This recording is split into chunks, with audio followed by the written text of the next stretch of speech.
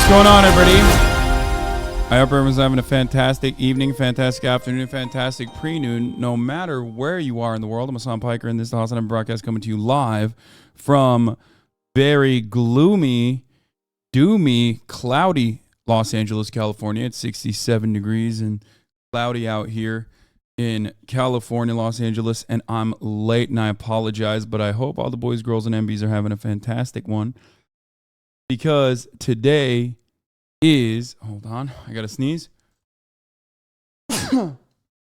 Saturday, October 15th, 2022, 1:38 p.m., probably the latest I've been in a very long time. I mean, I have no excuse, really, other than the fact that I wasn't even going to stream today, but I decided, you know what, I got to do it. I got to do it for the one time. Someone in the chat said, it's sunny in New Jersey. What an L.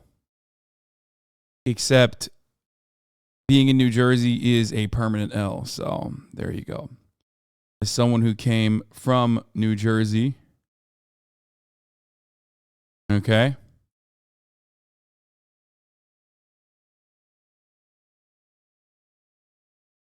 Someone who came from New Jersey to California. I'll tell you that.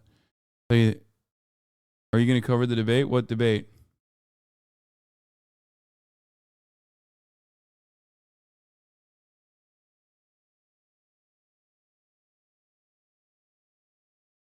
Is there a debate today? Where have you been, Lol? Blouse doing political takes for you? Maybe.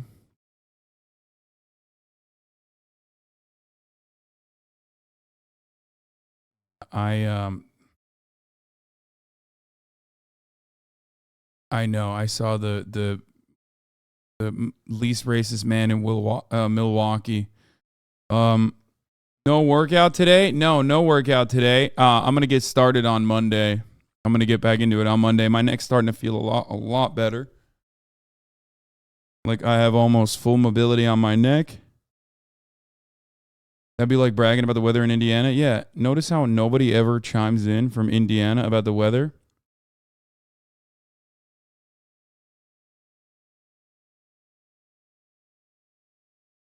Nobody cares because you're in still fucking.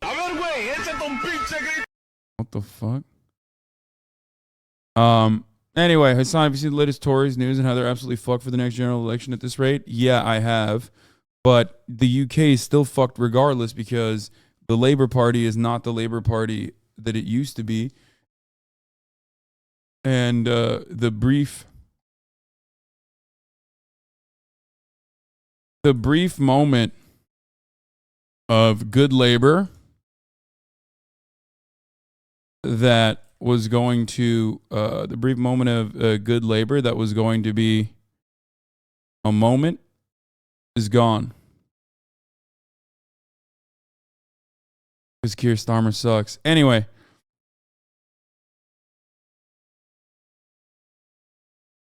But yeah.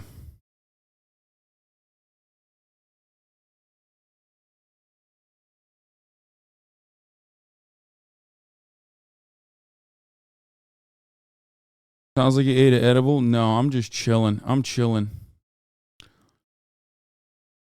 The ad incentive program. People are posting their ad incentives. Yes. Adpocalypse is upon us. Okay.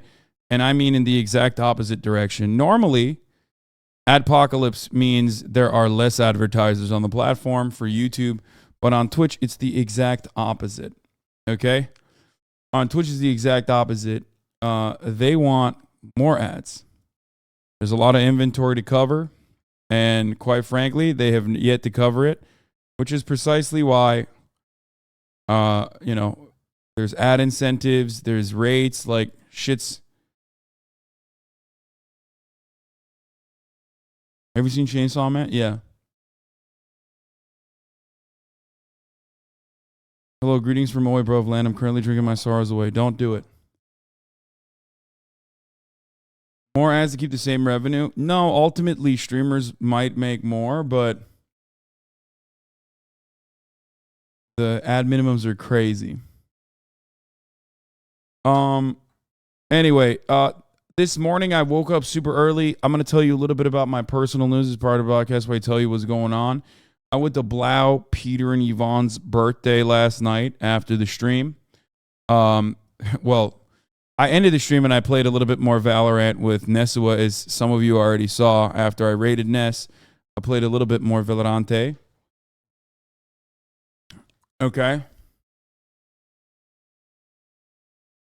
And then afterwards, I went to the birthday party. But because I'm an old man, I could not hang. I went there. Ironic because the birthday party was for old men just like myself. I went there for a little bit before I was just like, I can't do this. And I left. I went back home. I heated up some chicken, okay, for myself. I heated up some chicken for myself, and I watched some One Piece, and I did a comfortable slumber. Now, of course, after said comfortable slumber, after my comfortable slumber, I woke up early once again. And this morning, we shot another episode of Fear and we had another guest that was supposed to be lined up today, but unfortunately he could not make it, which is why I saw Peggy last night and I chilled with him right before the show, and he said you hit him up every day to play Valorante. I don't hit him up every day, but I have hit him up a lot.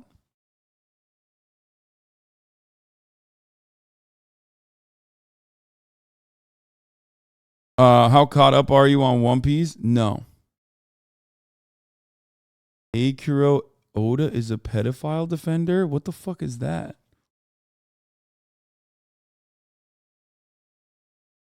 I literally have no idea what that is.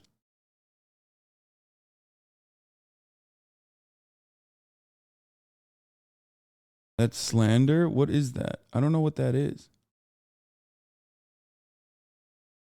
Oh, he's the One Piece author? Okay, whatever. Lamont has been released on the interwebs, so there's that. The release of Lamont is upon us. Electronic Roberto, L Rob, more like W Rob. He's out and about. He's been released onto the interwebs, okay, onto the unsuspecting victims of Twitch. He's back and better than ever, stronger than before, okay? He's finally unbanned, which was part of the reason why I was thinking, like, maybe I won't pollute the airwaves. Maybe I won't fucking, be out there with Electronic Roberto also out and about. You know what I'm saying?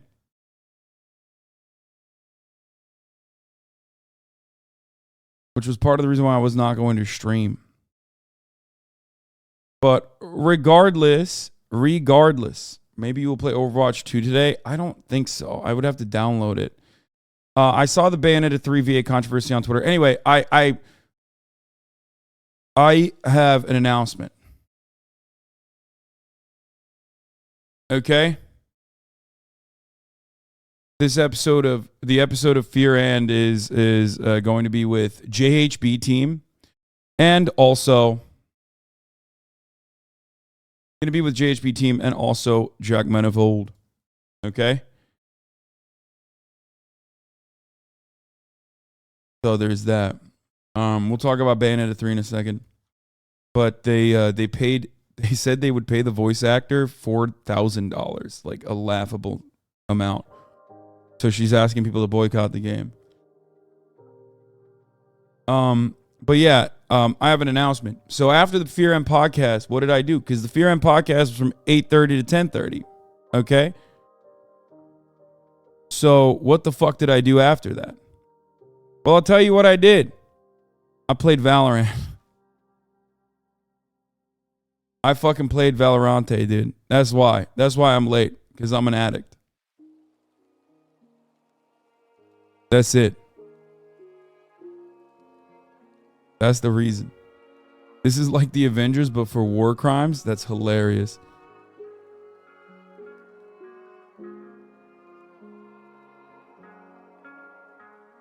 That's the announcement. Is a new addiction just dropped, Valorant. But unlike No Pixel, Dude, how do you play so much? It's still Heartstuck Bronze. First of all, I don't play that much. I think most people think I play a lot, but I don't play as much as like the average gamer does. I'm becoming a person who plays as much as the average gamer, though. Another Hostog blew up. Let's watch.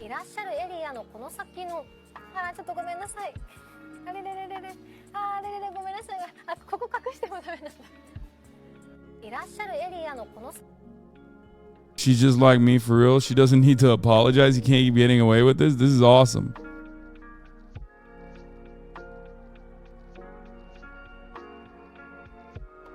When is your horseback riding stream? Did you see Martha Stewart trying to thirst trap? I have not. What the fuck? Just look at this. What the fuck? That's crazy. I mean, respect. You should play Valor with Jody. I asked him last night.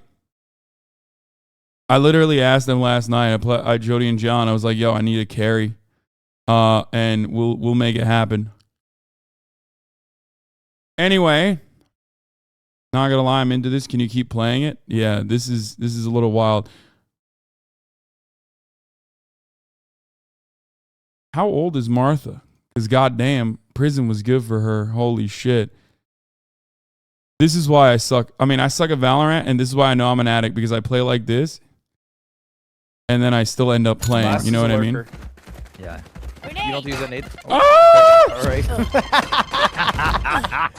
Bro, you are not real. Wait. Last is a lurker. That's why. This is why I'm a fucking addict, okay? Because I'm that bad, and I still... I was trying to throw it over the fucking... I was trying to throw it over the roof. And I failed. Ludwig made his own bidet? Yeah, I know he did. I know he did. Because he fucking put one in my house. And he also... I think I make an appearance on the video. I sent him my video, hopefully not too long. I mean, not too late. I'll talk about that as well. Gay fan cam of you.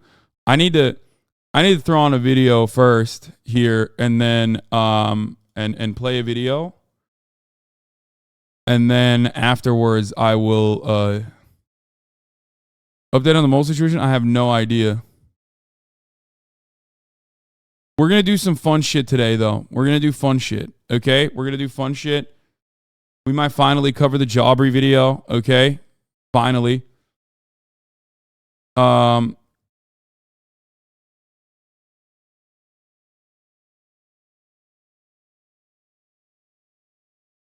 No news today, Newsboy. We'll do a little bit of Newsboy shit as well. Here.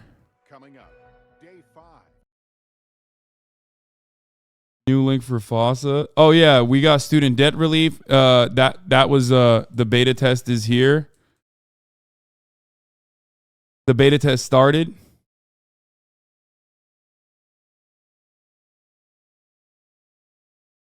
Even though it does face a challenge in federal court. But the beta application has launched. We will of course cover that.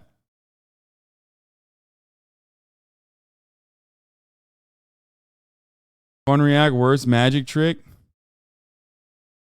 Oh, from Penguinzo. Okay, I'll start with this real quick because I got to use the bathroom. I'll be back in a second. I'm sure you remember AOL, AIM, Instant Messenger, Lemon Party. I'll be back in a second. Criss I haven't even blasted off yet. I gotta. Angel was a magician who really I'll be rose back to one fame second. in the early 2000s, even before video sharing sites like YouTube started popping off.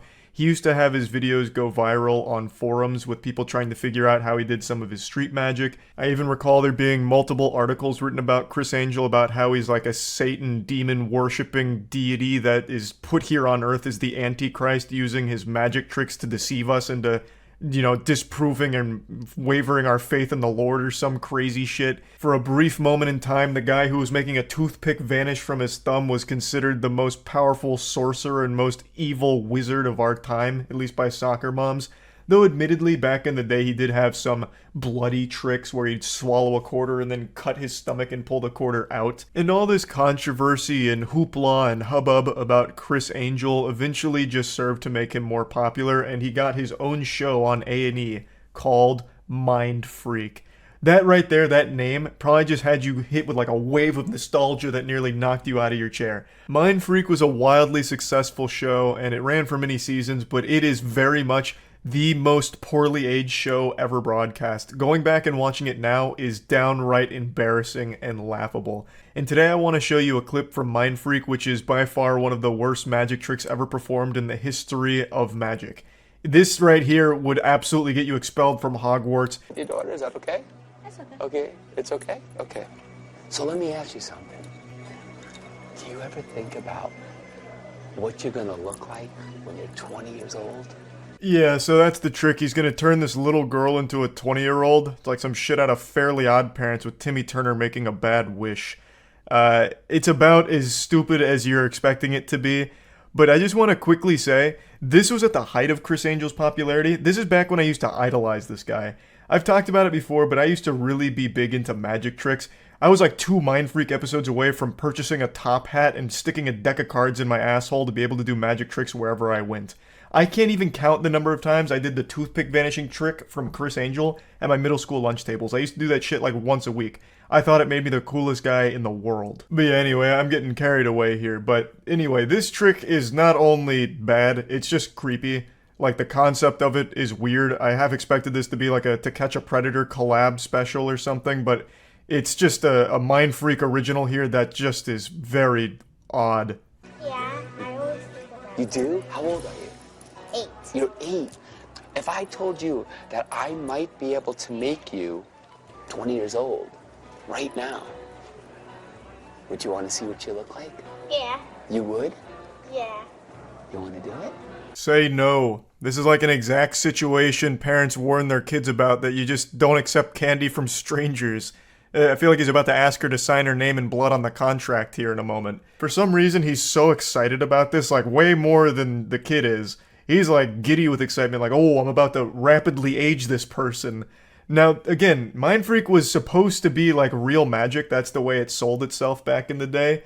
So things like this were meant to be believed as genuine magic tricks, not, you know, editing and shit like that and jump cuts. Now, of course, when I say real magic, I don't mean like actual witchcraft or anything. I mean magic tricks.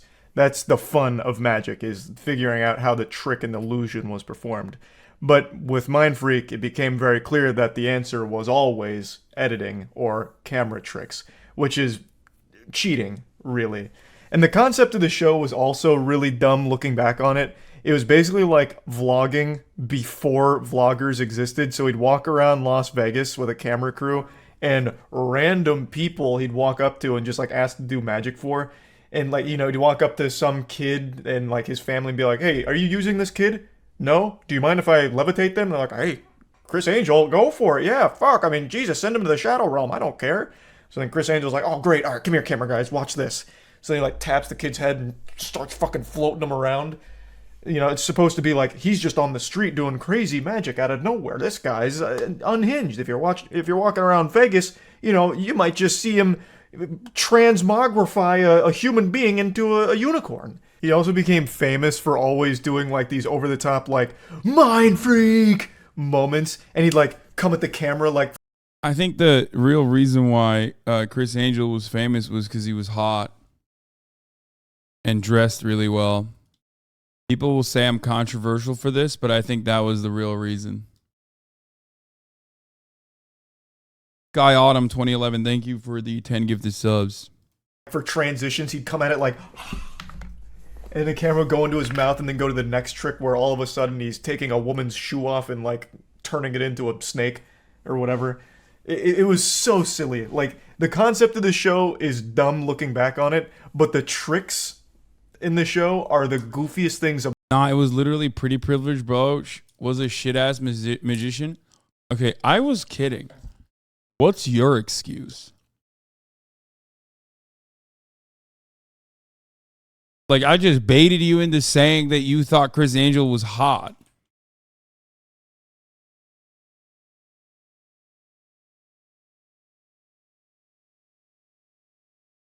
Criss Angel is like the perfect example of a dude who could be good looking, but has done absolutely everything in his fucking power to just not look good. You know what I mean? Like, people will fucking shit on me for saying this, but he could have been good looking if he dressed normal and just got hella tatted up and had a decent haircut.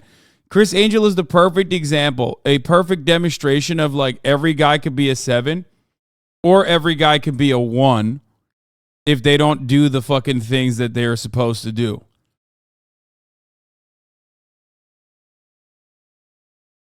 He looks like one of those goofy pickup artist guys.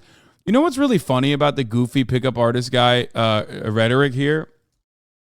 Goofy pickup artist guys are the ones who stole that look from the magicians, which I feel like Criss Angel is a bit of both. Anyway, let's get back to the story. Imaginable. Yes. All right. The first thing that we have to do to make you look like you're 20, gotta dress you up like a 20-year-old, right? Your mom shows. What? We'll have some fun, okay? I'm gonna come up there, just like this. Perfect. Now, Bro, for my next magic trick, I'm going to do a Matt Walsh. For my next magic trick, I am going to go to federal prison. Melanie, are you ready to do this? I didn't realize because I missed it because I was pooping. Let's try it. Just relax. One of the biggest lies in television history, the continuous shot cam. That was a staple on the show to prove like, no, these are like real time. But that continuous shot cam is the biggest fucking phony since Bernie Madoff. There is nothing ever in the entire history of Mindfreak that is a continuous shot. It just doesn't exist in the show. There are some real tricks he does, but the majority of it is just camera shit. Like actual post-editing. Which is cheating if you ask me, and most people feel the same way. But regardless, I'm getting carried away. Let's get back to the dark. I love Charlie writing for the integrity of magic, by the way. Like there are unspoken rules, or I guess spoken rules, right? And Charlie's like, nah, man, you're breaking those fucking rules, dog. Like, that's not how this works. No, I mean, I get it. Because, like, the sleight of hand is an impressive feat, okay? Sleight of hand is all about years and years and years of fucking work. Misdirection is all about years of work, having the confidence to be able to pull it off. You know what I mean? These are hard skills to cultivate. You can just never need any of that by basically just doing... You don't need any of that if you just have editing on your side. So I get it. I get what I get the difference. Arts of Criss Angel here. Completely relaxed. That's good. Now what I want you to do is I want you to envision yourself as a 20-year-old. Like you're growing, okay? And you're growing. And you're growing. There you go. There you go. And you're growing. And you're growing. And look at that.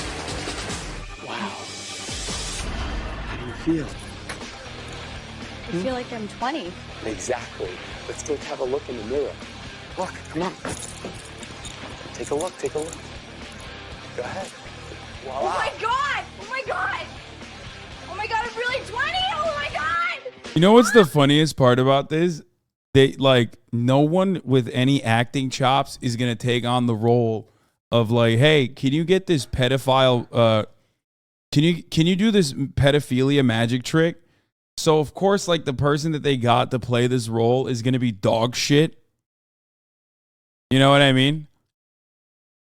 Which makes the thing so much funnier. You know what I mean? Because in order for this libertarian magic trick to work, which, you know, you have to be a fucking idiot. Like, in order for this libertarian magic trick to work, the audience has to have multiple concussions, okay? And then also beyond that, at the very least, on her end, she has to be decent. She has to be decently good at acting. She'll be like, oh my God, I'm 20.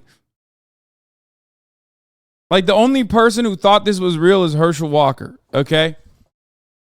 Herschel Walker watched this and then did a Christian curse on Criss Angel, Mindfreak. He was like so scared about magic being real. He did a prayer to make sure that this, Satan's spawn was no longer.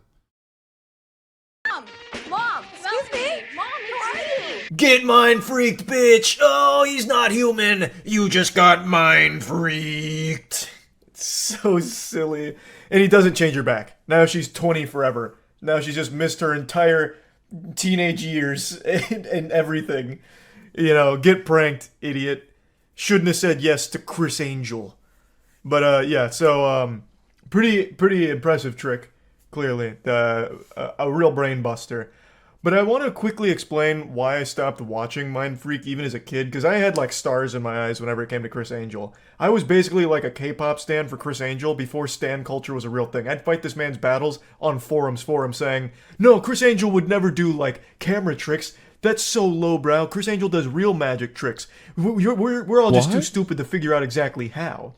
But then he did one trick that was so fucking bad, so insulting, it spit in my face and shattered my universe.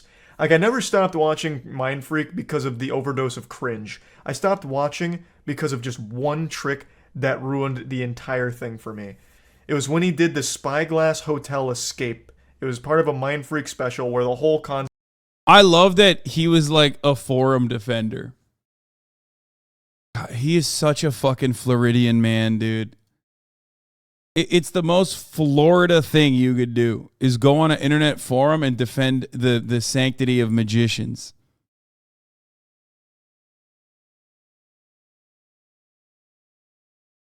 Concept was, there's this building in Clearwater that was going to be demolished, and Criss Angel was going to go in there handcuffed and escape from like the first floor all the way to the rooftop and escape via helicopter, like something out of 007 GoldenEye. So he had to like pick the lock on his handcuffs, pick the locks on every door in the hotel, and make it to the roof.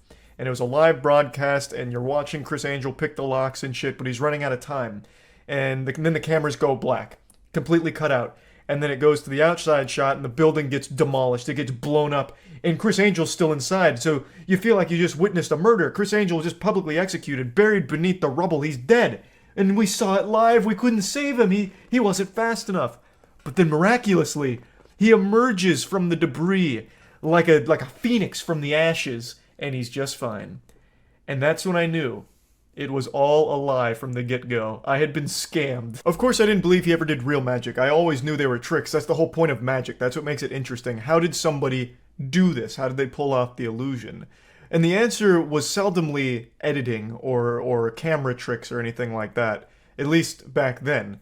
But with Criss Angel, it became clear with this trick that that's the number one thing he relied on, because I started to piece it together. The obvious answer for how he did this was, for the live broadcast, he just played footage from like a practice run where he was picking locks throughout the building. He was never actually doing it. Now, for the live audience, he was actually in the building at some point and picked like a handcuff, and then he ran inside only to not be seen again for like 6 minutes. So clearly what must have happened is, for the live audience, he was there and just went out the back door, waited for the building to be demolished, and then just came out, covered himself in dust, and then walked away. For the live broadcast, he just played previous footage that wasn't live, that he had already filmed way before like anything was set up to be demolished. So it was just completely a scam from the get-go. And it made me super upset because I had fought for this guy, like his integrity, for years, saying like his tricks are... I think the reason why, first of all, what the fuck? Charlie defending Criss Angel is so funny. The reason why I think it's really shitty and lame is because, like, if you're going to do editing and VFX and stuff, then you can do Marvel. Okay? Like, you don't have to just stop it at, like, I'm going to be inside of a demolished building. Just fucking do, like, I'm going to fly and lasers are going to come out of my eyes and I'm going to kill people with them. So at that point, if you're going to rely heavily on editing, then you might as well... If you're going to rely heavily on editing, you might... Guys, stop fucking soy-facing and bat-chesting Marvel. I'm talking like you could do pretty much anything. You know what I mean? It was low budget in the early 2000s. No, you can just literally... My point is you can do anything when you have editing. And instead, they're going with like the lowest bottom of the barrel, like bullshit. It's like a superhero whose power is being a pedophile, okay? That's what it is.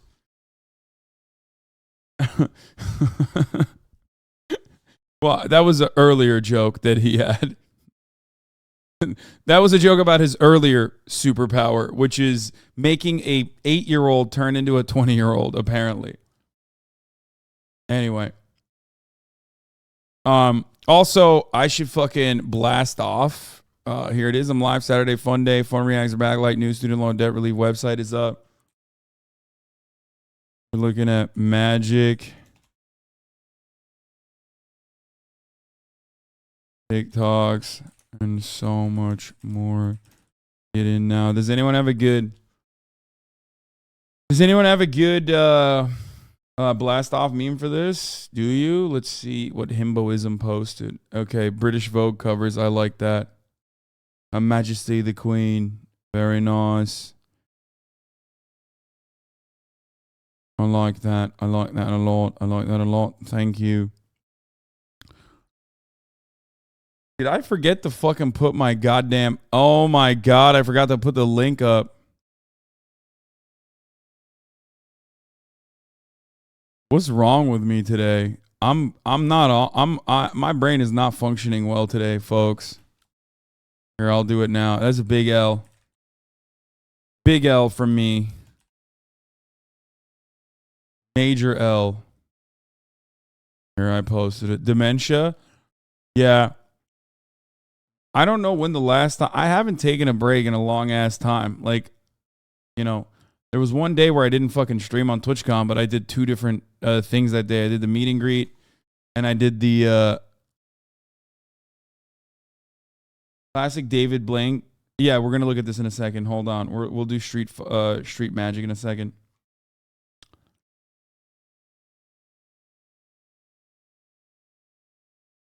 Criss Angel opened a restaurant with the worst name. Criss Angel's Cabal. What? Criss Angel's opening a fast casual restaurant called CABLP, short for Criss Angel's Breakfast, Lunch, and Pizza. I'm literally so mad he didn't name the restaurant Mindfreak. Oh my god.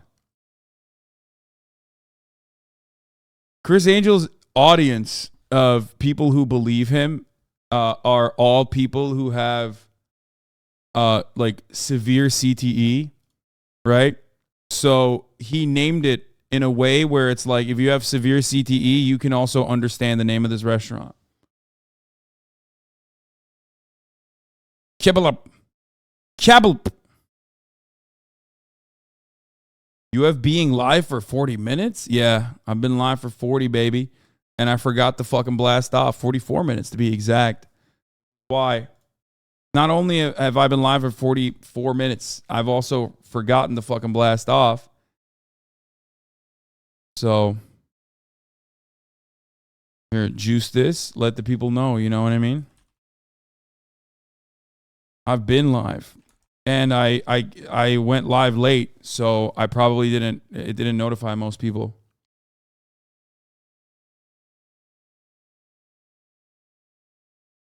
There's definitely worse restaurant names. I don't think so. This is pretty bad.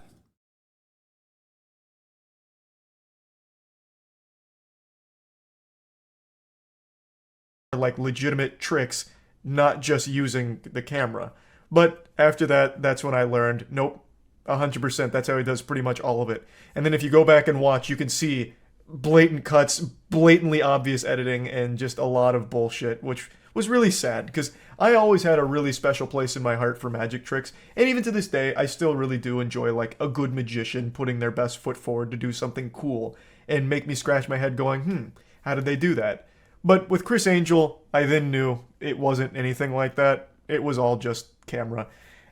This was very long-winded, and I didn't even really focus on the stupid fucking aging magic trick. I just think I really wanted to vent about Criss Angel because I haven't done that, and I just had all of that pent-up disappointment locked inside of me, so it felt cathartic to get it out to you right now. So yeah, that's about it. So yeah. Incredible. Criss Angel wishes he could pull a Cheez-It stunt like David Blain. What is that? Oh, the David Blain Street Magic. We'll take a look at this. Oh my god, dude. This is like... Some of you were literally born when this fucking came out. This shit's from 2007. We are now deep in the underbelly of the internet, okay? This is like... This video is so old, brother. But anyway, let's get back to Criss Angel for a second before we look at David Blain. Is Criss Angel's Capital the worst restaurant name of all time? I think so. But some of you have said there are worse. I made this last night out of boredom. I posted it to my circle, but I kind of want to see what everyone gets. So if you take it, what is this? You made a HasanAbi quiz. Which HasanAbi are you? What the fuck?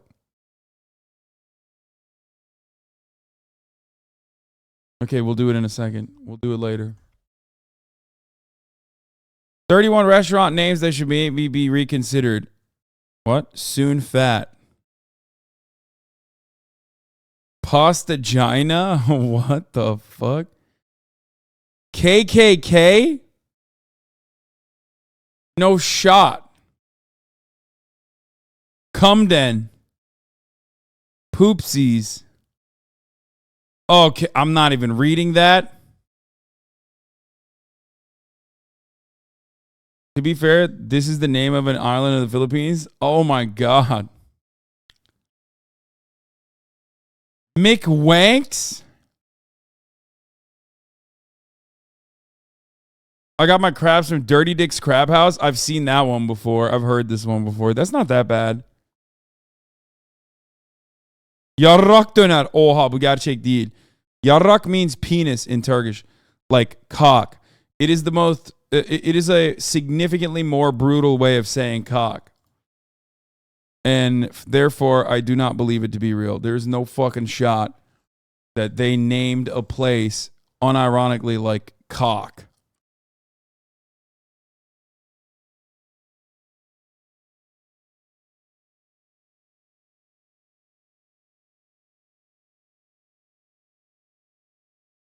Cabbages and condoms. Tequila Mockingbird. That's not that bad. Poo Poo Hot Pot. That's funny. La Doo-Doo. Frying Nemo. That's not bad either. Some of these aren't just bad. Jizz Pot. Hot and Crusty. Ew. Chick Piz. Okay. I'm beginning to realize half of these fucking places are just British, okay? That's what the problem is. That's where a lot of this stems from. All right, let's take a look at David Blain Street Magic. Hey. Hey, fellas. Hey. Hey. No, David Blain, no. No. I'm taping the Street Magic special. You want to see some magic? No, you made fools out of us last time. No, thank you. Look, we were just out shopping all day. We just want to go into my apartment and relax. So bye-bye. Where'd you go shopping? We went to an outlet store, okay? You wouldn't have heard of it. It's not trendy yet. Nobody knows about it. What'd you buy? I bought a green sweater, if you want to know. Okay, Ooh, I bought a green sweater. Interesting. Are you sure you didn't buy a teddy bear? Yes, I'm sure I did. Yeah. Teddy bear, what the F? How did he get it? Where? This is so early era internet. Holy shit. It's I've seen some of this before. Where's my sweater? David Blain, he bought a green sweater, okay? So you can't just make that disappear, okay? That's like stealing. It's the equivalent of stealing. So where is it? I spent like $48, so you're not being clever at this point, all right? You're being mean. You're being stupid. Where is it? Look at your effing body right now, Peter.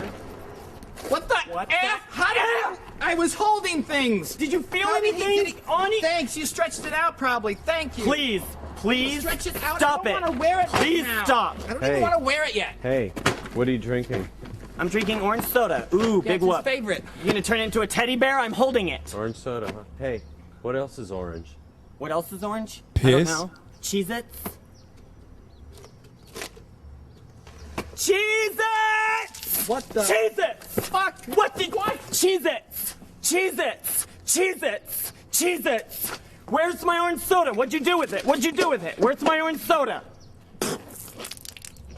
It's orange soda in my mouth. What the F? You put it in my mouth. What the F? How did you get it in my mouth? Please stop, you demon! You're a demon! What the hell? Please. All of a sudden, YouTube prank videos make sense. Yeah, it does. It really does. This is the beginning. Stop, you demon! All right. You know what, you guys? I want to show you something cool. You want to see it? No. If you do it to yourself, maybe. Yeah. Okay? Just wait a second. Wait Fine. Fine, just stay away from us. Leave us alone. Oh, I've seen this before. You're just putting your foot Big deal. in front of the other foot. My 10-year-old nephew can do this. Big deal. Just wait. Takes a second. Chris Angel did it better, you bitch. Chris Angel did it better. Uh-oh. You're not even levitating, prick. Evan? What? I'm levitating. What the F?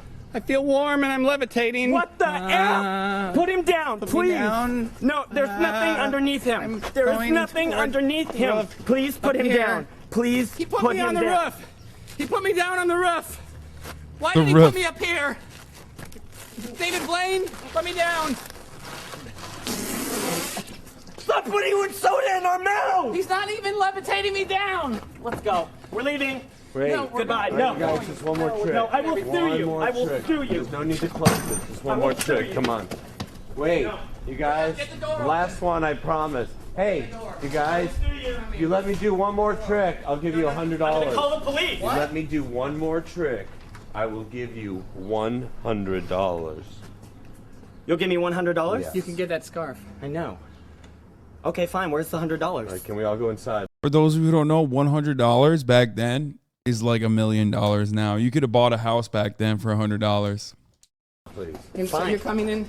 You better give me $100 Hey, welcome to Evans. for my apartment, big whoop. What are these? These are my videos. Interesting. Why don't you do me a favor and find the tape that says Evan's Baby Video, April 1984. That's one of my home movies. I never watched Check it. the VCR. It's in the VCR. I don't feel Press comfortable play. about this. No, it's one of my home videos. I don't feel comfortable about. It's me as the baby. Hi, Daddy. It's me as the baby. What? That's his mom. I know her. Evan looks just like his It's mom. me as the baby. Big whoop.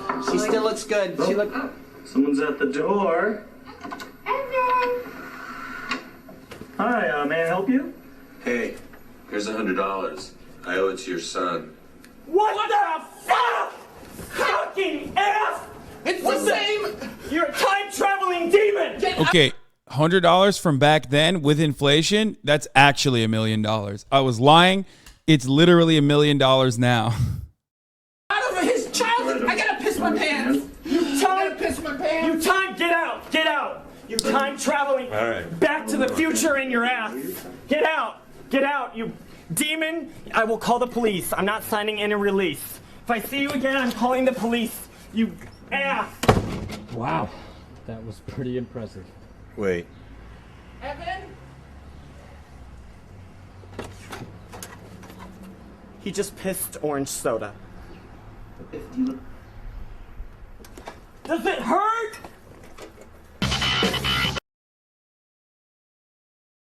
What do you call that type of facial hair? The every guy aesthetic, dude, for back then.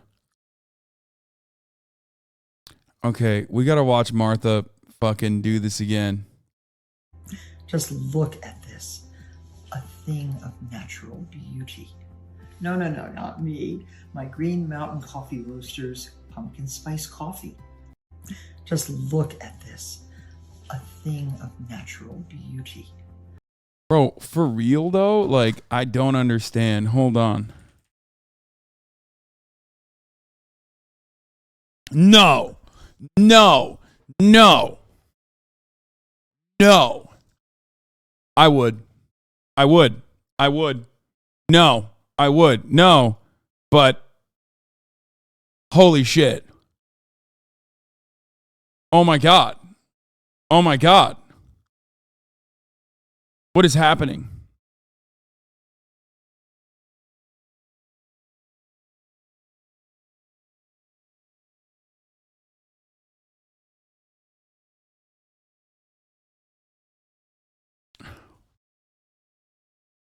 That's someone's great grandma, dude.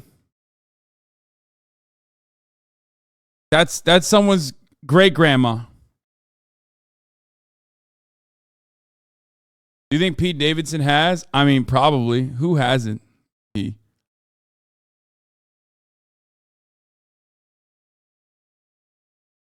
That's crazy.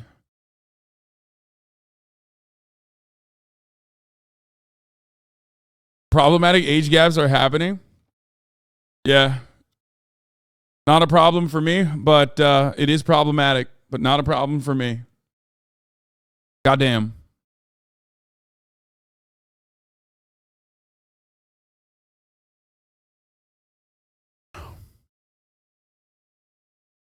Back when she was a model? Bro, black and white. Dog. Martha Stewart is so old, she was modeling in black and white. What the F, Hasan? Good one.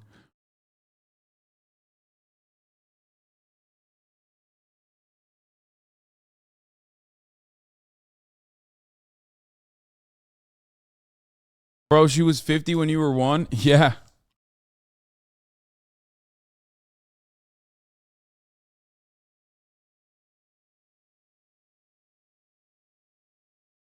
That's a real magic trick right there. It's called having a fuckload of money and doing committing securities fraud and going to prison.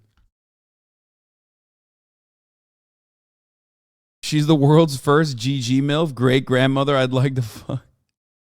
Oh my God. Yeah, she got that. Her and Gucci Mane are the only two people that got that prison glow up. You know what I'm saying? This is like Avengers, but for war crimes, this was a hit tweet. Good job. This is true. Yeah, look at that. Look at Martha and then look at these people. Okay? There you go. Ludwig has made a bidet. I've secretly been making my own bidet for the past year, introducing Swipe, the greatest bidet ever crafted by man. If you have never used a bidet, consider this a wake-up call. Time to join the rest of society. I use this bidet. I'll tell you something, okay? I've been using this bidet. Ludwig, I believe, fucking basically flooded my bathroom. Here's the 2019 to my good old friend Ludwig. May you find more lucrative opportunities such as drinking out of a bidet for $40 in Las Vegas. You're good, dude. All right. Just power through. Power through. It's a drinking fountain. It's like high school. Oh!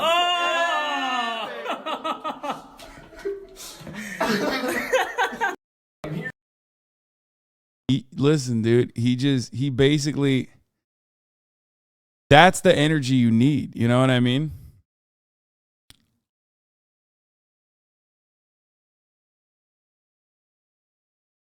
Would have known that he would be making so much more. That's the energy you need to be able to become the bidet king. Tell me you're not this way. I would never do that. There's no amount of money that would make me do that. That's how you become a mogul, baby. Okay. So I've always been a lover. I've always been a lover of bidets. I've been a bidet evangelist. Anyway, this motherfucker made me do a bidet video, right? So he could put it on his YouTube announcement or whatever.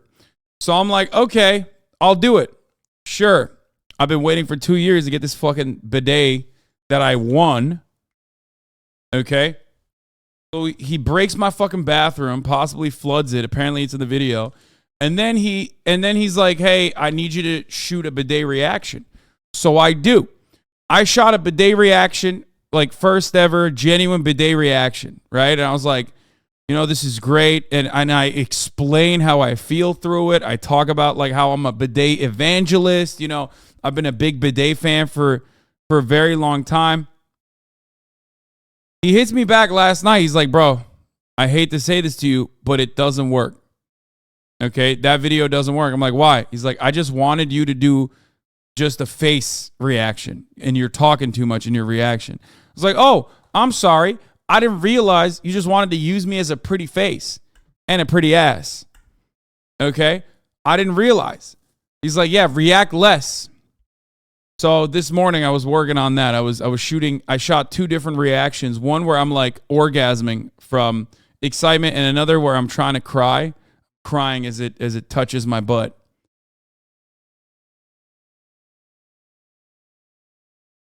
We'll see if it even makes the fucking cut. If he Lud crops me, I'm gonna fucking lose my mind.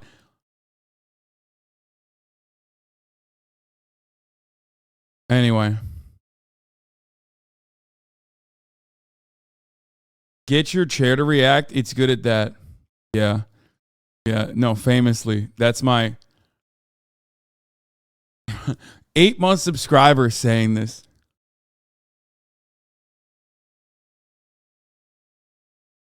It's so funny because I saw this thread of people that posted this like every streamer's like reaction to the same internet historian video or whatever, right? And like mine is literally like 2 hours long, and everyone else is like basically the same length as the video. And I saw people reacting to it, and it's so obvious that my haters have never watched a single stream because like clearly I've reacted twice as long as the fucking video, so I'm pausing so much. And these motherfuckers were still trying to be like, someone was like, why is Hasan's twice as long as the original video? And they were like, oh, because he leaves the chair there to react and it goes and makes chicken. I'm like, that doesn't make sense. Then it would just be short. It would literally just be the same length of the video. Like, they're dick riding so fucking hard. They're so angry and so hurt by something. I don't know what it is that like they want to fucking go along with the narrative so hard that they pre-establish that like even when the facts very clearly are like, you know, triggering a part of their brain that goes, maybe that's not the case. You know what I mean? Even then they're like, nah, he's just making chicken, and he's like walking away and having the chair. What is this? Right, this is the real thing. This is the real problem. Because I react too hard.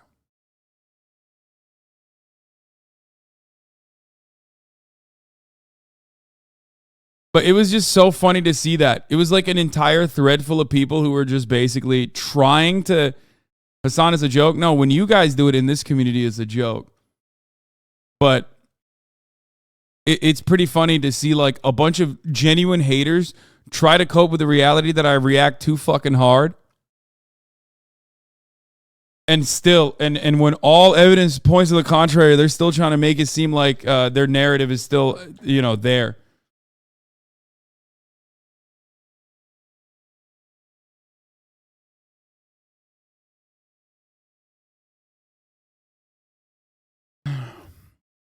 Anyway, all on Reddit, all Hasan do is make chicken and lie, lol. Yeah.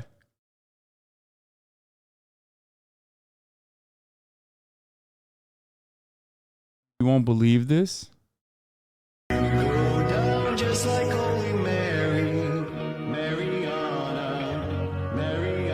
What?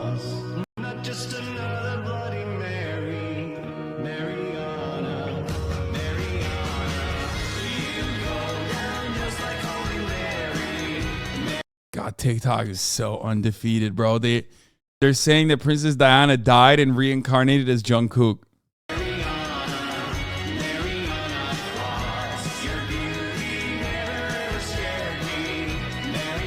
Someone in the chat said, let Xi release the nukes. What they failed to recognize is that that is Xi's nuke. Okay? Xi Jinping has already released a permanent nuke in the form of TikTok. Okay? TikTok already is creating so much. It's like a brain nuke. It's over. TikTok has already nuked our fucking brains.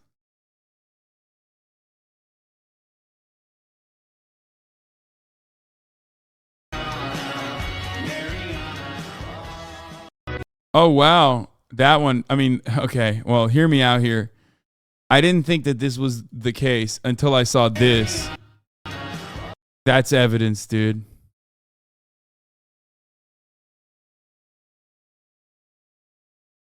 I mean, hear me out here.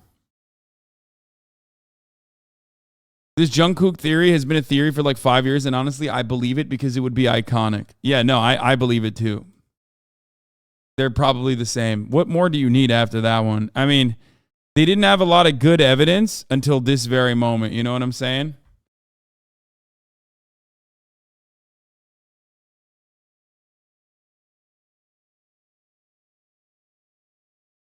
Anyway, speaking of, you know, every other fucking outlet, not just TikTok. Guys, the way he asks, so polite and adorable, I'm gonna cry. People are standing. He's adorable. I'm crying. Oh my God, him. Oh my God, could you send me the whole picture of your PFP? These are Dahmer Stans.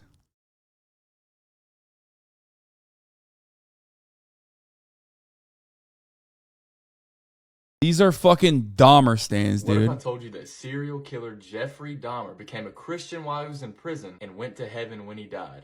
If you don't believe me, watch this clip. I've since come to believe that the Lord Jesus Christ is truly God, the Father, the Son, and the Holy Spirit. They're the only true God. I have accepted him as my Lord and Savior. Now, the Bible says in Romans 10, verse 9, that if you confess with your mouth that Jesus Christ is Lord and believe in your heart that God raised him from the dead, you will be saved. I now see Jeffrey Dahmer as a brother in Christ and think it's a great testimony to show that no one is too far gone for Jesus to save them. I mean, that's just mental illness, right? Like, there's no way, right? And I don't even just mean like mental illness in the same way that like this is thinking that Jeffrey Dahmer was saved by Jesus Christ just kind of gives the game away. Okay? Like, he ate people, homie. He ate people. He lobotomized like a child. He lobotomized a child and ate him after doing like pedophilia. When you talk about the worst of the worst, like, that's it. That is like, there is nothing worse than Jeffrey Dahmer. At that point, you're pretty much talking about like numbers. It's a numbers game, you know? 132,000 likes, by the way. That's wild. That's between him and God? Nope. This is why I left the church, bro.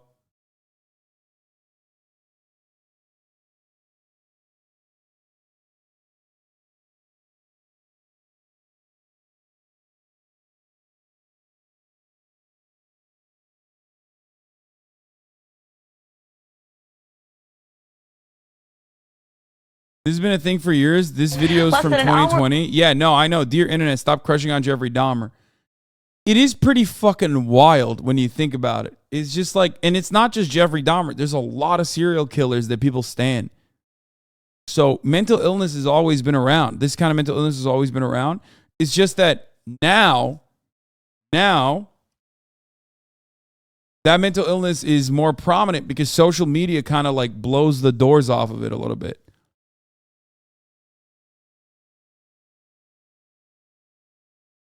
Anti-vax Christian You've movies never are a seen a trip. movie that's this bad. Maybe you need to get a pair of big boy pants and put them on. The movie's called Best Friends Genetically Modified, and it says stuff like this. Modern vaccines seem to be dangerous. I just read an article about how they're able to cause autism. Things start off with our hero Gramps talking about the big anti-GMO rally. Wish I could have cloned myself so I could have gone.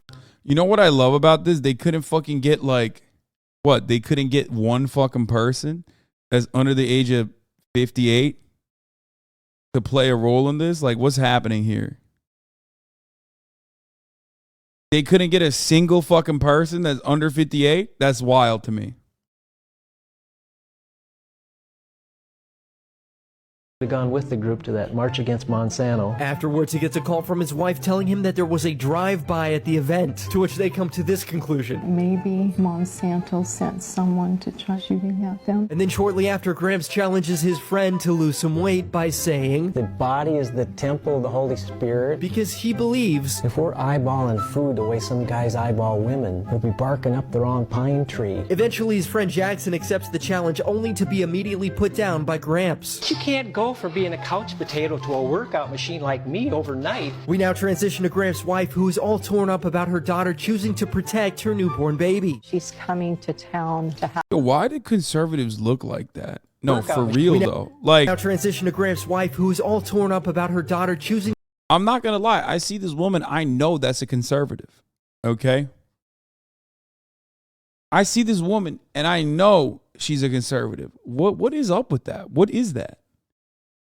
Like, is it the eyeshadow? Is it the hair? Is it a combination of both? Like, what's happening there? You just know immediately. You know what I mean? Yeah, the KK Karen haircut.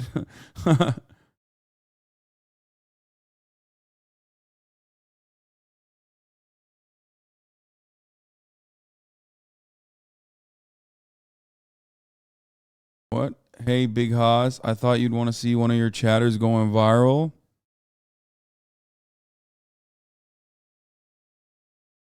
What? I love men. If this flag offends you, I'll help you pack. Oh, I have this. I have this shirt. Happening now. The waiting room's overflowing in Ohio as people pack in the building. In order to speak out against a policy that will force teachers and misgender Ohio trans students and ban them from bathrooms statewide.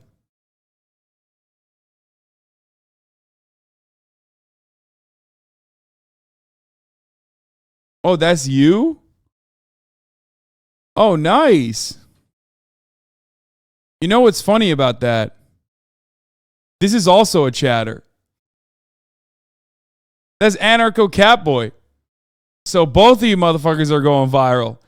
That's a HasanAbi head that posted that and is going viral. And that's Alec Gunther ripping the fucking, if this flag offends you, I'll help you pack. That's so funny. I have the shirt as well. So yeah, Alec, when you posted that, I thought you meant, when you posted that, I thought you were talking about a trans catboy. What a community we have here, dude. Especially considering how transphobic I am, you know what I mean? Especially considering how fucking big of a foe I am to the LGBTQ plus community, you know what I mean? It's like wild. None of you got the message. I've been trying to brainwash you into hating trans people. Stop joking about that, Lamau.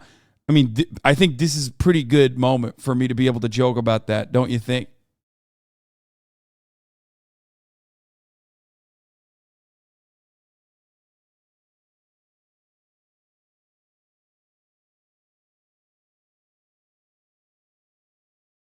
Worst part about that, please stop saying faux. It sounds so old. Say anti. No, I think faux makes it funnier. What? I mean, you do have videos of you being transphobic online, so it only rings true. Black Sunday, you're a 13-month subscriber. What are you, fucking brain disease, dude? Like, literally. What's wrong with your brain? It's unironically my long-term community members that make me lose my fucking mind. It's just so stupid. Isn't it true, though? Yes, it is true. Yes, I hate the LGBTQ community. You got it. That's why I have probably the largest trans community on the internet.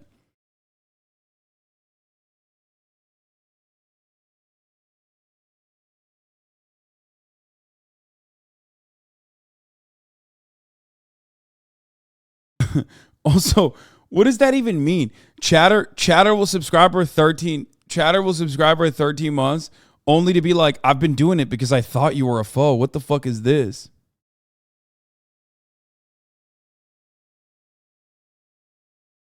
I don't think you're transphobic, but a lot of others do. Yeah, well, they're fucking brain dead. What do you want? So why go fight those battles on the internet instead of coming in here and being like a lot of other people do? Yeah, they're fucking so stupid.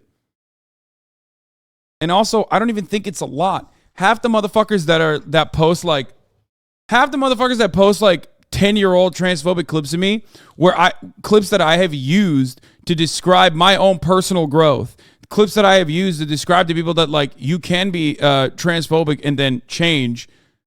They use it every fucking month, every other month. They bring that up to be like, oh, look at this new revelation, and it doesn't go anywhere because this community itself is completely aware of it, right? And then And then you literally look at their fucking accounts and they're the transphobic ones. It's like, brother, you're transphobic right now. What do you mean?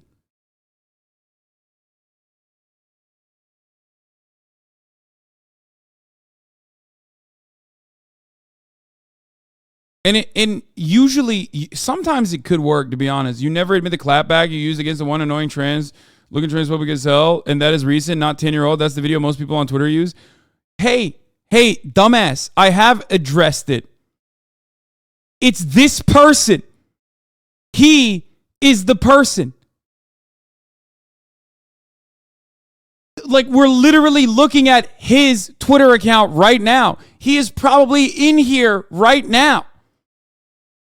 You are unironically doing the thing that people do, which is, it says a lot about you that I could believe it. No, you fucking idiot. It says a lot about you.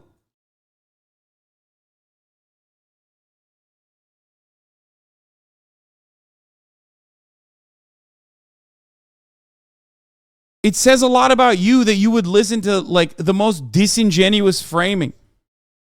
That's my problem. If we were to do this every fucking day, I would never be able to cut content. I would never be able to cover anything, which is unironically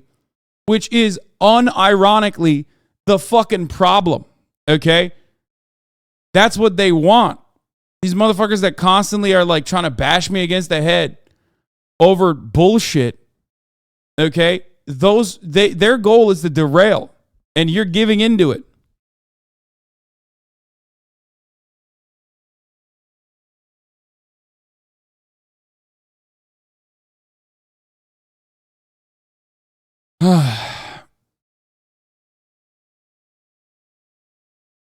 I mean, you constantly saying, yeah, because I'm transphobic is only giving them ammo, but they're not real. They're not. They're fucking, it's bullshit. So I'm not going to stop making jokes specifically because disingenuous framers will always use it when like literally everything I do goes against that.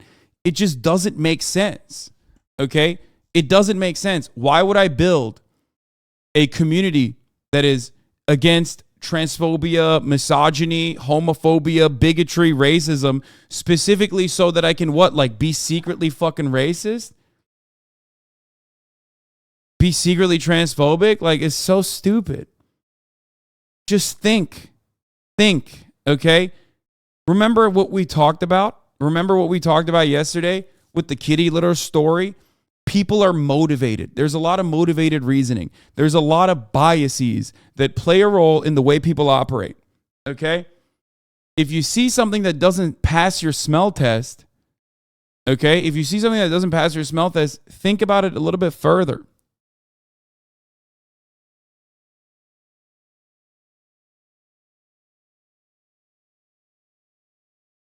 Okay? Comments like those people are wanting you to control your image but don't recognize it doesn't matter what you do. The people who are clipping and critiquing you will just find something else. Yeah, always. Always.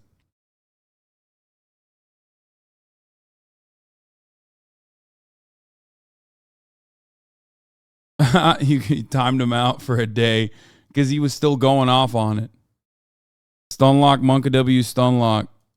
Yeah, well, you fucking stunlocked me, and now you're celebrating that you stunlocked me. I don't understand. Are you a hater or are you a fan?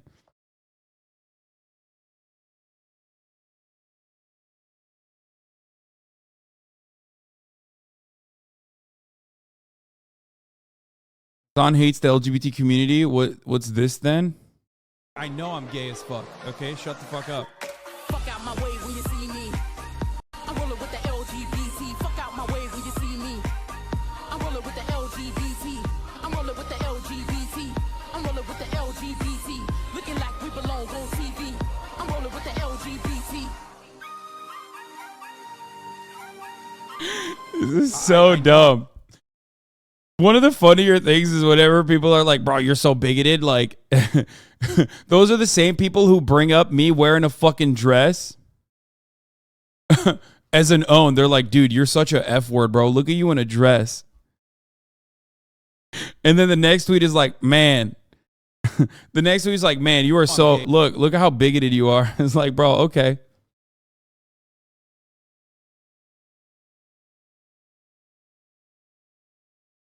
What is this? On the dress thing? Getting away with it? No, no, I can't look at that video. I saw it earlier on my Twitter timeline. You're trying to get me banned right now, dude. What's wrong with you?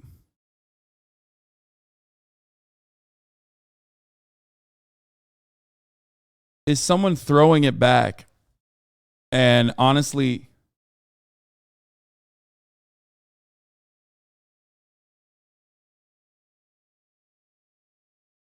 literally none of that stuff was gay. I know, but we're joking around. All right.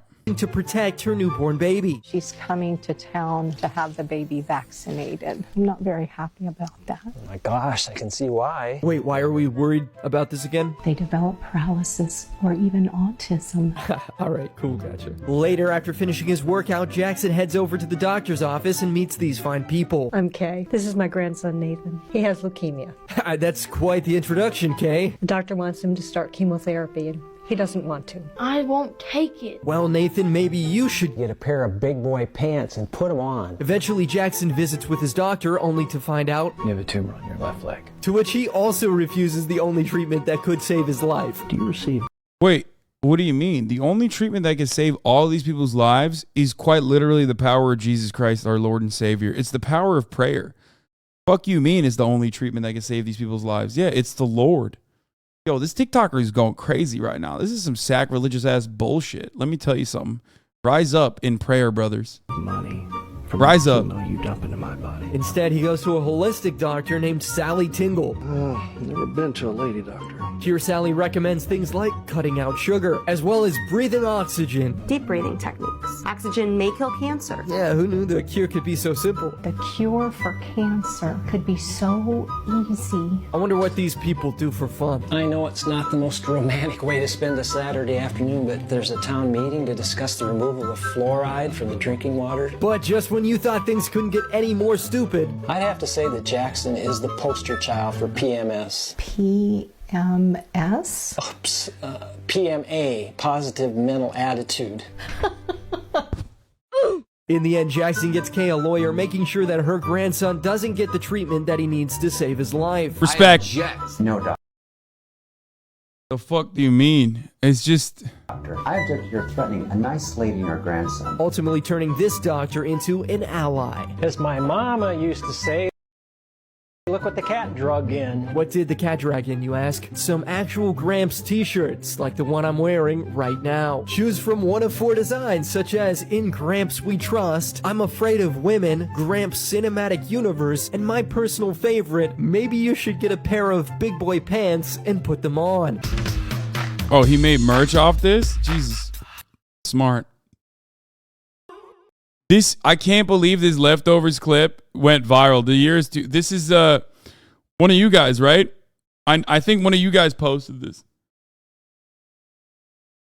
You posted this after we talked about it on leftovers, right?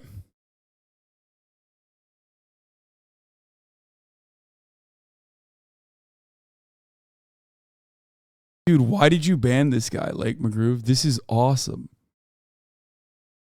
This guy said, it's sad to see a guy with the name Hasan let the West radicalize his beliefs and ideals. You let them manipulate you into thinking this shit is normal.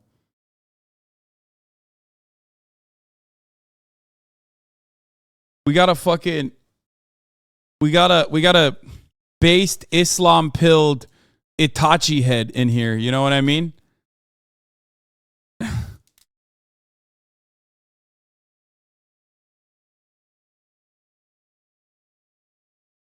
We got a trad Muslim anime fan, and instead of allowing me to explore the depths of that fucking cranium, you just clapped his ass.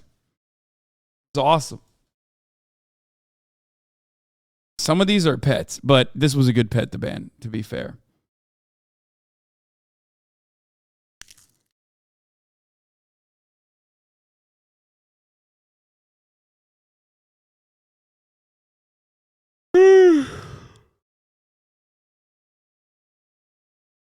All right, let's watch this. We talked about this on leftovers.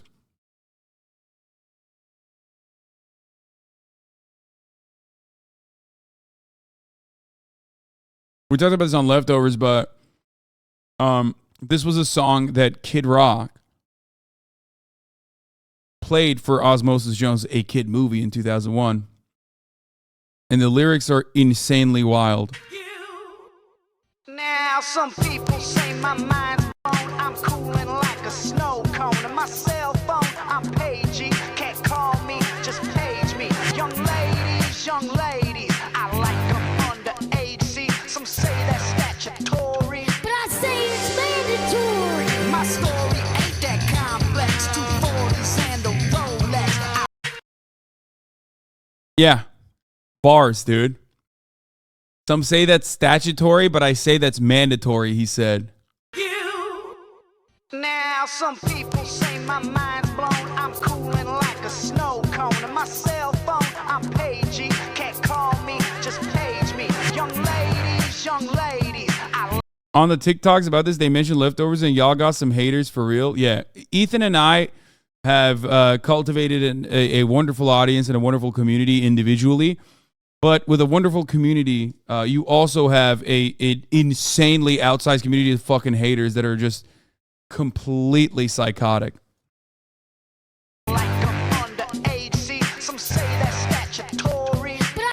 This part of the song didn't make it into the movie, by the way. It's edited. What do you mean?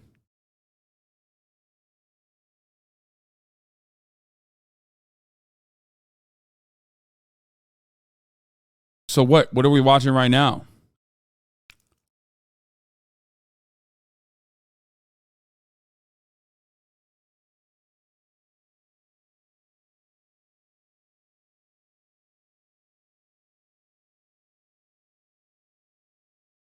It's the extended version of the song for the soundtrack. Oh. I mean, oh, okay. That makes it better, I guess. No, it doesn't. I'm being sarcastic. It makes it worse. That would imply that they fucking knew that the lyrics were ridiculous to have in a child's movie, and yet they still went along with having Kid Rock on the fucking soundtrack, dude.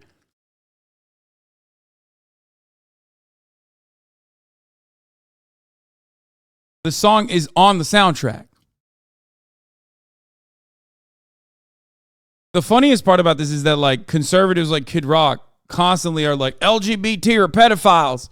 Meanwhile, dude, you're literally making a song. You're cutting out bars about being a fucking pedo. That's it. We got you in 4K, man.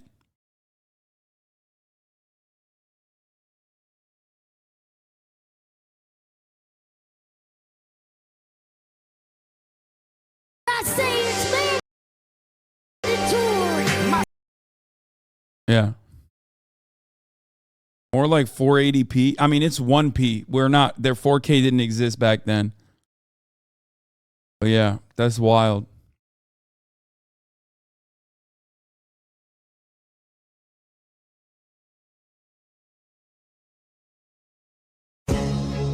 Oh, we were going to talk about Twitch ad shit, right? Where is it? The ads incentive program tends to offer diminishing returns because it will constantly increase the number of ads it asks you to run. If you accept a minimum offer of 2, next month will be 3. If you accept that, next month will be 4 to a max of 10 minutes. I don't know how they calculate it, but I think it's marketing. Number go up. If you offer 100 minutes for 2 ads, 10 hours live. Next month, if I offer 97, you'd be disappointed, directly comparable. But if they offer you 3 minutes, yes, number go up. I don't think that's how they're going to do it. I think what they're going to do is probably lower it or increase it depending on inventory, like sold.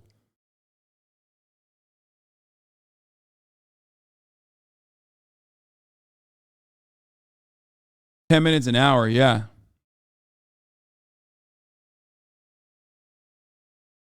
The fact that they got a kid to sing that line is so fucking disgusting. No, I don't think that was a kid. I think they did the...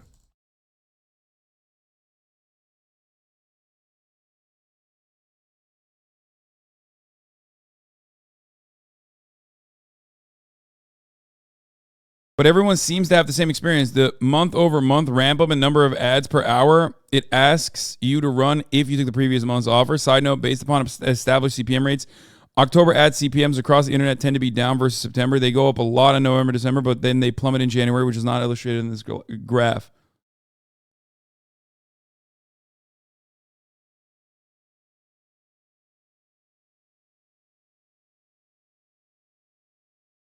Bro, that's like 10 minutes out of 60 minutes? Yeah.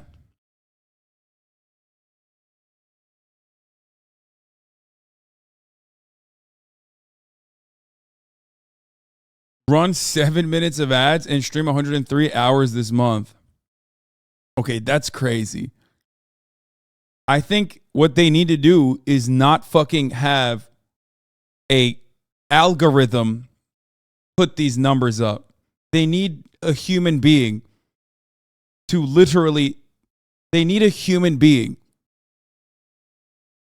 They need a human being to control those numbers or cap it at a certain number, because that is psychotic. Except, for the record, for people who are saying stream 103 hours this month,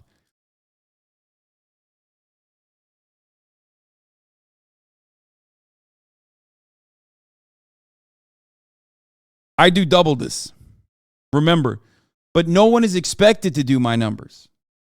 I'm a fucking freak. Neswa got 190 hours. Yeah. Twitch wants me to stream 190 hours next month, lol. Say.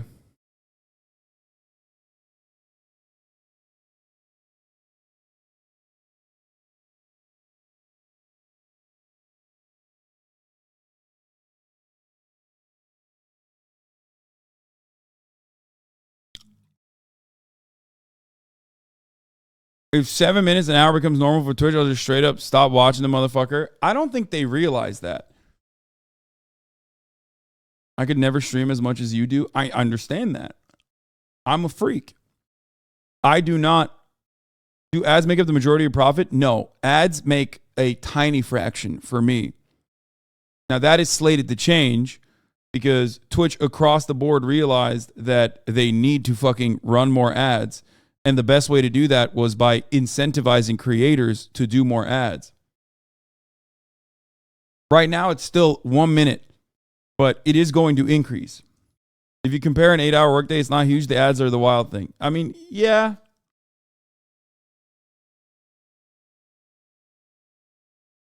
Shouldn't it be relative to the streamer in an attempt to get them to stream more overall, which will mean more ads are being played? They don't think about it that way. They think about it as inventory that they're filling.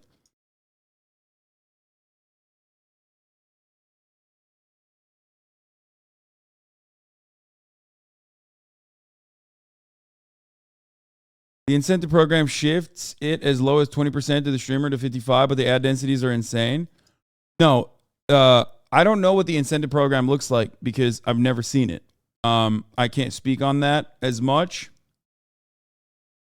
But Twitch needs to immediately figure out other methods of running ads, because disruptive content breaking ads, especially when you're running that number of ads that much and that frequently, is going to be is going to break a lot of people.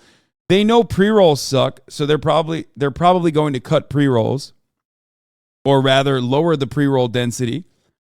Okay?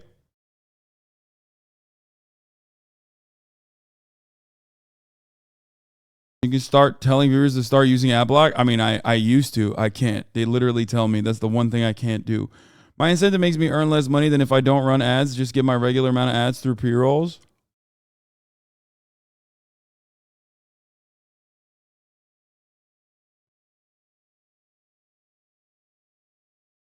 Don't you run ads right before pressing play on videos to encourage subbing? No, I run ads at the top of the hour every hour, just like now, where I run a 60-minute ad break. Now, originally when I got my first contract, when I negotiated my first contract, I made sure to get the least amount of ad density that I could, uninformed that that would not actually stop the pre-rolls.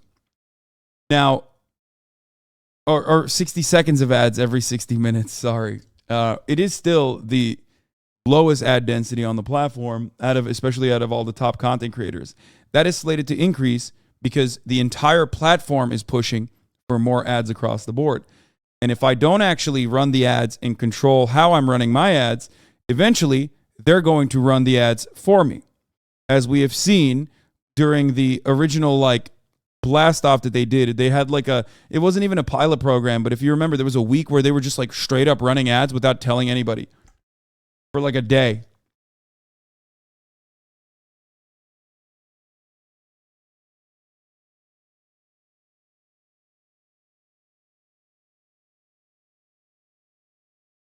No. My juicer runs 10 ads every 10 minutes. He has the lowest ad density. I don't know what the juicer's ad density is, but it's probably, I mean, it's definitely high. I don't know what his contract is. Alex Franco AV, thank you for allowing 5 people to no longer see the ads at the top of the hour. You can also avoid them as long as you subscribe for $5 or for free with a Twitch Prime. Here's the 1 minute ad break now. I've seen some ads that pop up under the stream, making the content a little smaller. Seems better than the current models.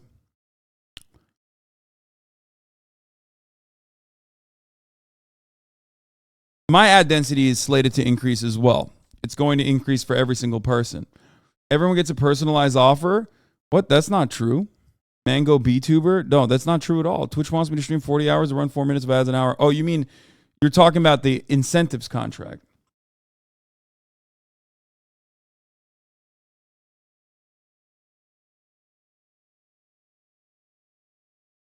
$190 is an average of 6 hours a day, 7 days a week.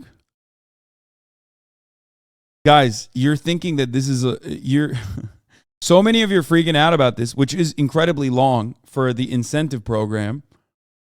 Okay, that is really, really, really a lot for the incentive program, especially because like some of these streamers are part-time streamers. Some of these streamers are not full-time streamers, right? But they can't run that many. They can't stream for that many hours. Okay. But you also have to remind yourself that I literally have I have a higher minimum than that.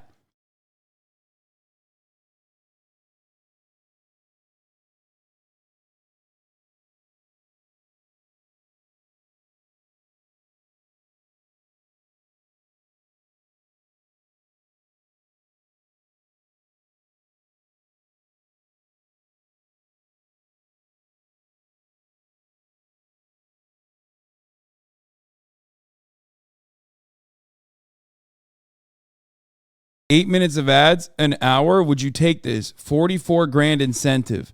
If you stream 169 hours this month and you run 8 minutes of ads per hour, you get 44 grand.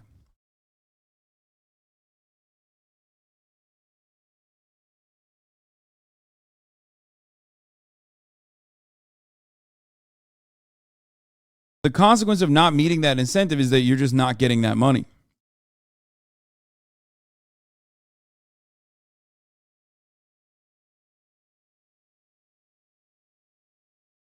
That's the consequence.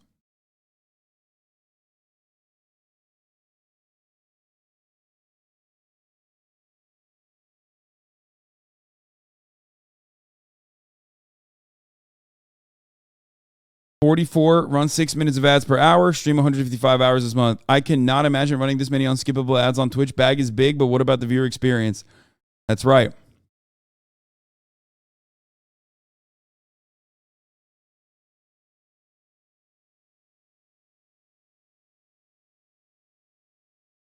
That's literally comparable to cable TV ad density. Seeing Amazon get more greedy with the ads makes me hope you can get more control over your stream one day. It's not going to happen. Frogan's bag is bigger. Holy fuck, I guess we all know how Frogan can afford all those big time Rush concerts. Reminder, she still owes me $20K for the banner image. You guys are so stupid.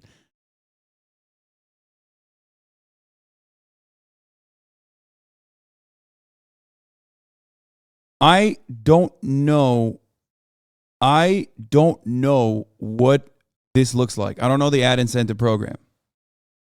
I am not completely familiar with the ad incentive program. I'm one of the top content creators on the platform. I have what is known as a signature deal. This means that, or I guess premium deal. I don't know what it's called, but these are individual deals that they offer to only they used to offer them to the top 200 streamers, and now I think they offer it to the top 20 to 30 streamers. Okay, it's not a thing. It's not. So it's entirely. It's completely different. It's something that used to be comparably in comparison to YouTube deals. It's of course infinitely worse.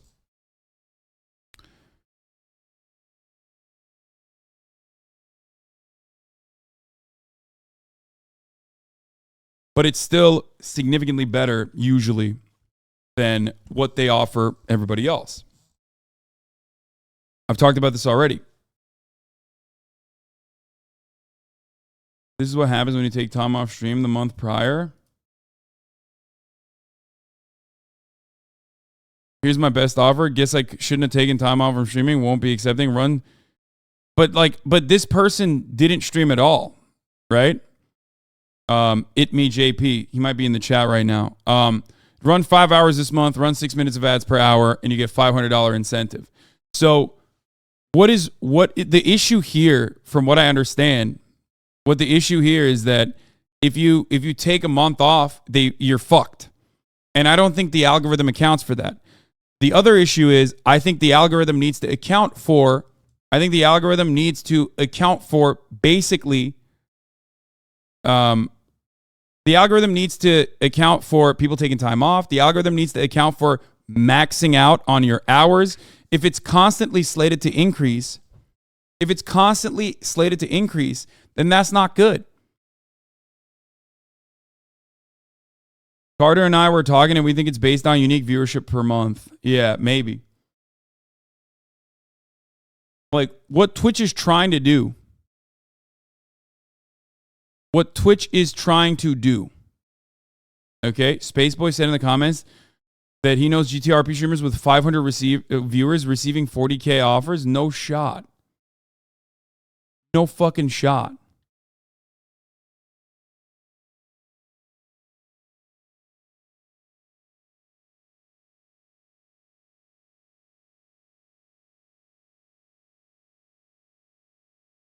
Imagine having your paycheck be determined by procedurally generated side quests. Yes, that is a problem. I missed my bonus because I lacked half an hour and didn't notice. 169 hours of streaming per month is already an insane workload, even if the pay is very good. Better for corporate to promote unhealthy work ethic, though. What are your incentives? I do not have them. Like I said, I'm not a part of this program. But I am not a good example of this because everyone's a part of this program, except for the top 30, 40 streamers, I guess. And for people saying special, it's yeah, it's true.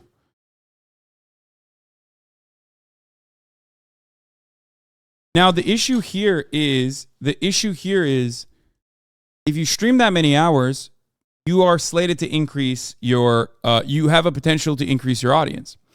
If you are running more ads, however, I think that there is a negative consequence.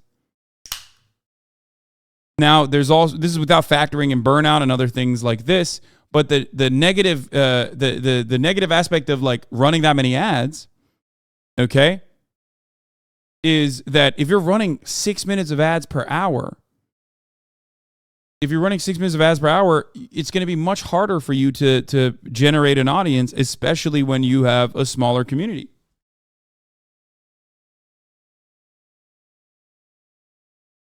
Because, no disrespect to smaller streamers trying to build a community for themselves, but a lot of people look at numbers and are incentivized to watch by numbers as well. And when you see someone with 200 viewers and they're running fucking 6 minutes of ads, they have to have a very dedicated community for people not to tune out. You know what I mean?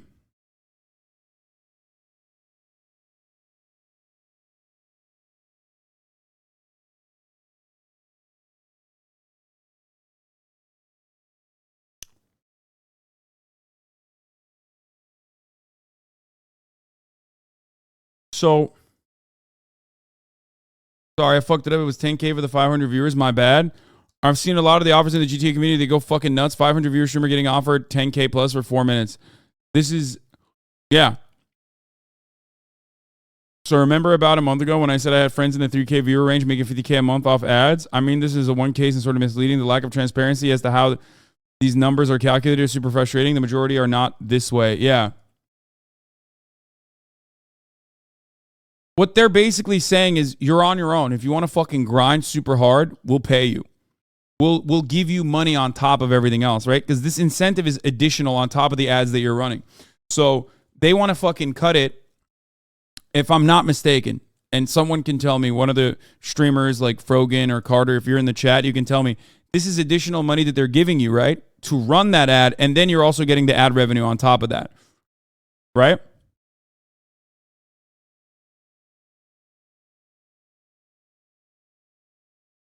No way is true. I pull more than 1K and I don't get numbers like that. GTA people who get probably run an ad 24/7 and do 300 hours of stream a month.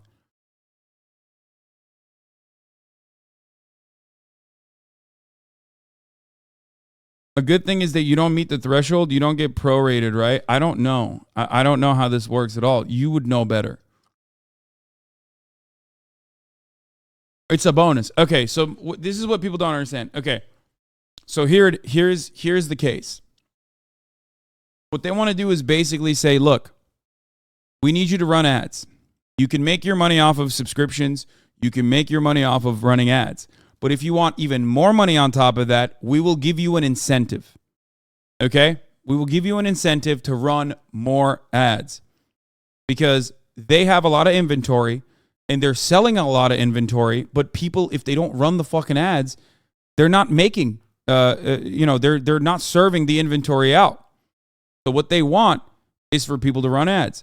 So much so that they're actually paying people additional money on top of the ad revenue that they're going to make, on top of the sub revenue that they could have, to run ads. Yes. So what I don't understand, I think what happens when you don't run your ads, and there's not a lot of transparency on this, and I personally don't know. I mean, you get the prorated rate if you don't stream 200 hours, it is additional income. You get the prorated rate if you don't stream 200 hours, it's additional income. Are you talking about my contract? My contract is completely different.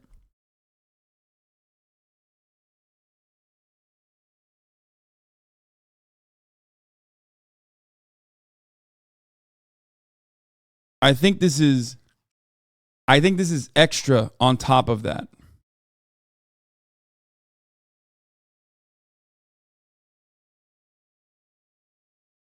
Like, you don't need to do this. You don't need to do the incentive. But if you do the incentive, which is just so much money, when you don't make those hours, you just get the normal amount for ads, but not the bonus incentive money. Yeah, exactly. Okay, so I didn't misunderstand it. Okay, that was what I thought it would work. That is how I thought this worked. So how this works is, if you run your ads the way you normally do, you get whatever percentage is currently what it is. I think it's supposed to be 50-50. Eventually, they're going to move. That's what they said that they were going to do. 50-50 for everybody. You get 50% of the ad revenue. They get 50% of the ad revenue. Back in the day, it was way worse. My original contract that I'm on currently is so significantly worse. Favors Twitch ginormously. Okay? As far as I know, it's not on top of the ads you run. You have to meet these hours, and you're guaranteed this money. Any other ads ran is extra.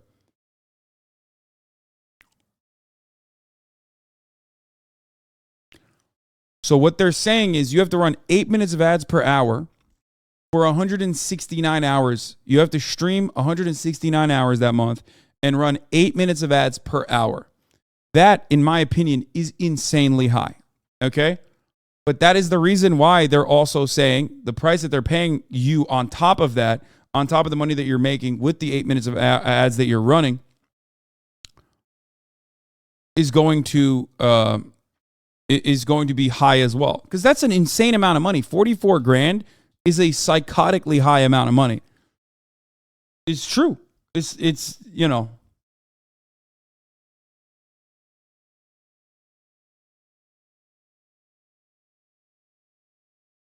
And I'm not even talking about like that's an insane amount of money just for the average person.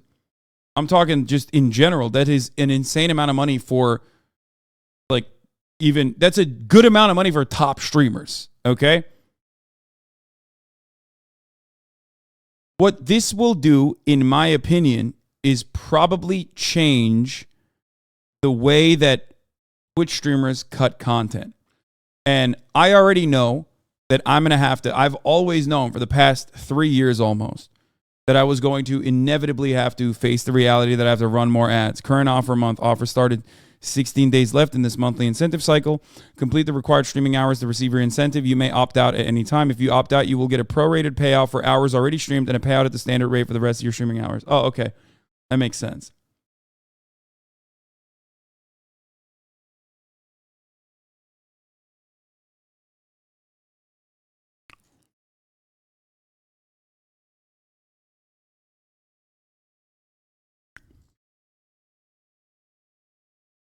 $260 an hour, haha, more than my yearly salary. That's wild. I wish I had that.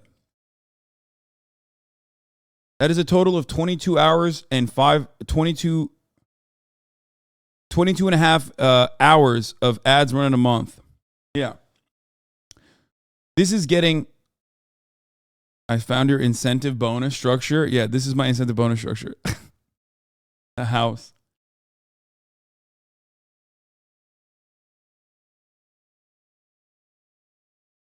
That means 30% of the 168 hours is pure ads is what I think it is. They're going to kill a dying site.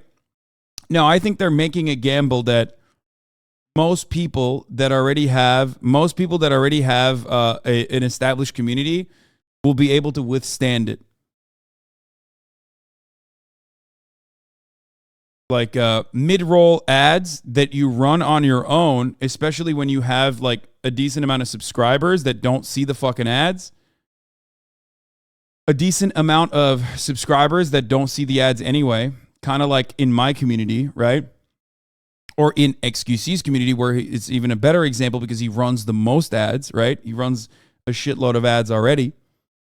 I don't know if he's hitting 8 minutes an hour, probably not, but he's definitely hitting like more than 3, I think. It will still, small streamers, large streamers, they will still stay for the content. They will either A, figure out a way around those ads, okay, or B, subscribe to no longer see those ads at their favorite, on their favorite broadcaster's channel, or, subscribe to a couple different broadcasters, or get lucky enough to get gifted a sub, basically what I've talked about.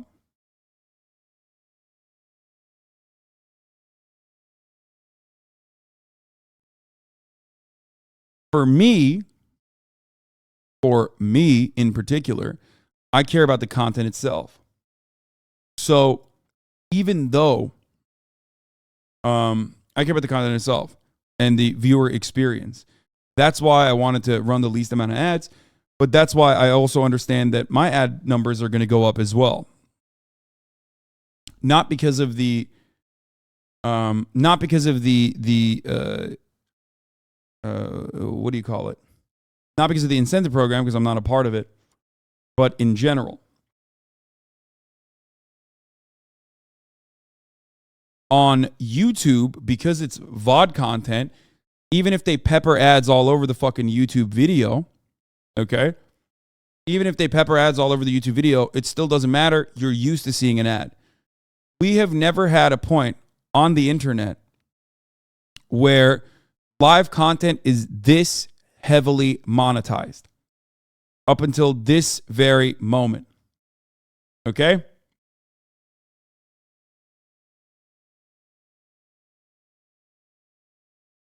And I'm trying to figure out a way in which ads will be less disruptive. Twitch's ad incentive program is an experiment to see how far streamers and their viewers are willing to go with ads. What's the next max number of ads a streamer is willing to run and viewers will stay through? My guess is 3 to 5 minutes.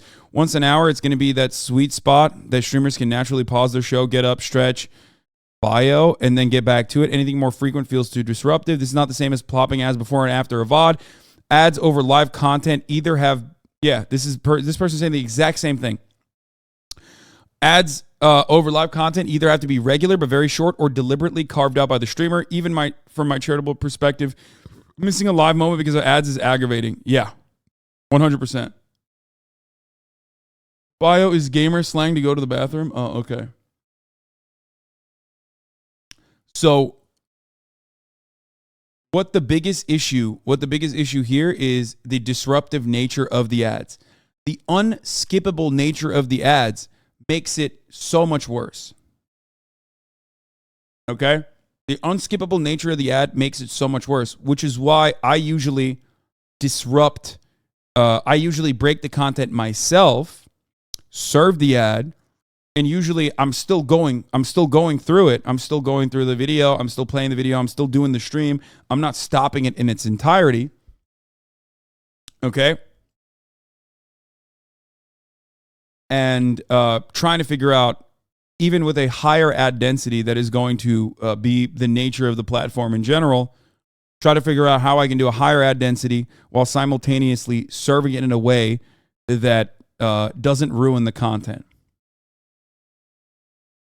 Did they increase pre-rolls and decrease ads during the stream? I don't think so. No, they're not going to do that. I'm almost certain they won't do that because pre-rolls actually hurt smaller streamers significantly more. Pre-rolls hurt streamers in general significantly more than mid-rolls.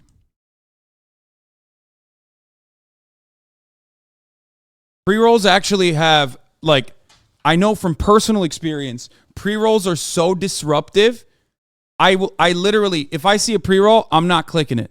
Like, I click on a channel, I see a fucking pre-roll ad, I click away immediately. And that was one thing that was like really frustrating for me because it auto serves pre-rolls unless you have 3 minutes of ads that are locked and loaded. Okay? And I didn't realize that was the case in my original contract, which is why I got a 1 minute ad density, but then motherfuckers were still seeing pre-rolls. And I'm like, well, wait a minute. I'm doing my contractual obligation, and yet I'm still fucking getting, people are still getting served pre-rolls. So one thing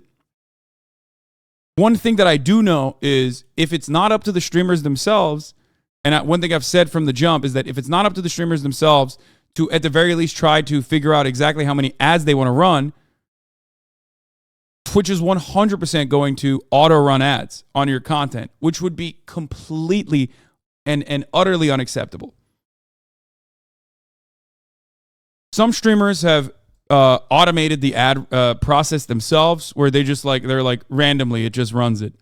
And I don't know if that's the better thing to do. Does this check if the streamer runs the ads every hour? Or could they just run ads at the end of their stream? I don't think you can do that.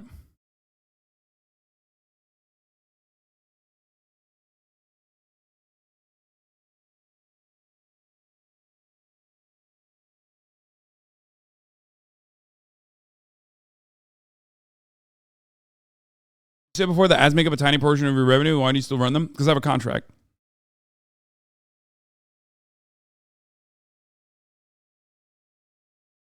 On live television, there's 8 minutes of ads during a 30-minute show. Perhaps Twitch is trying to determine how much of viewer value streamers compared to live television.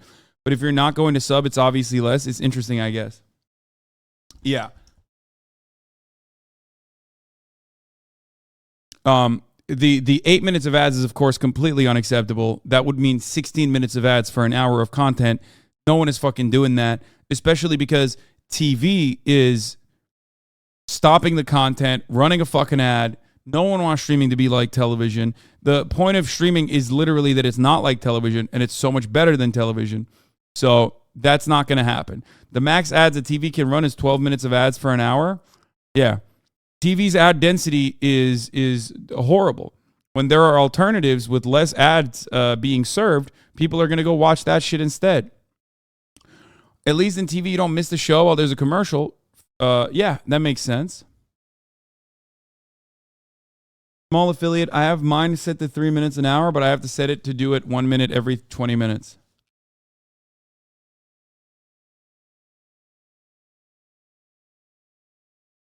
Netflix is doing ads as well. Your ad segments have broken me. When I'm in a stream that just does it on autopilot, I leave on the hour, every hour, consistent, and it's nice. Yes. So if when I'm still in the process of renegotiations, as I've talked about already. There are things that I can say, things that I can't say. But when my ad density is slated to increase, I'm trying to figure out if I should break it apart. And I've been talking to other streamers as well, consulting them to try to figure out what the best thing is for viewership experience. If I should just stop the content dead in its tracks or continue the content and run like one big ad break, or rather run two separate ad breaks that are still going to be large. Not large, not super large, but I don't know which one is going to be better. I would do the exact same thing you do now, but do the 3 to 5 minute ad break. Honestly, I just pay for Twitch Turbo to avoid ads. Yeah, that's Lud's take as well. I talked to Ludwig last night about this, and Ludwig said the exact same thing. He just said, top of the hour, do the exact same thing that you're doing, and just run it.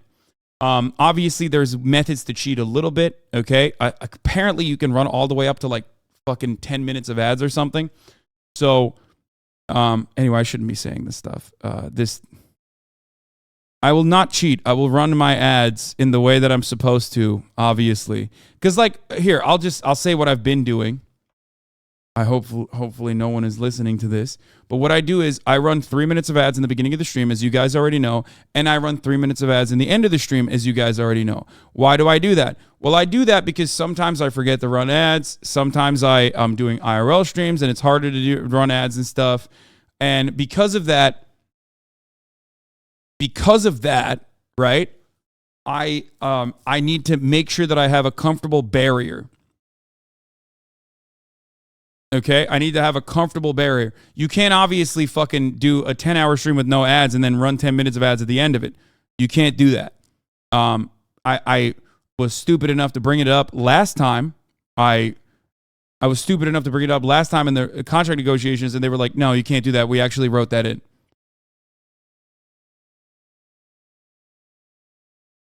So you can't just do like, isn't that what Asma does? Yeah, but Asma doesn't have a contract.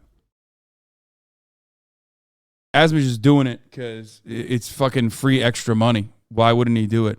No one is watching the last 10 minutes of the stream like that. So why wouldn't he fucking run an ad break? You know what I mean?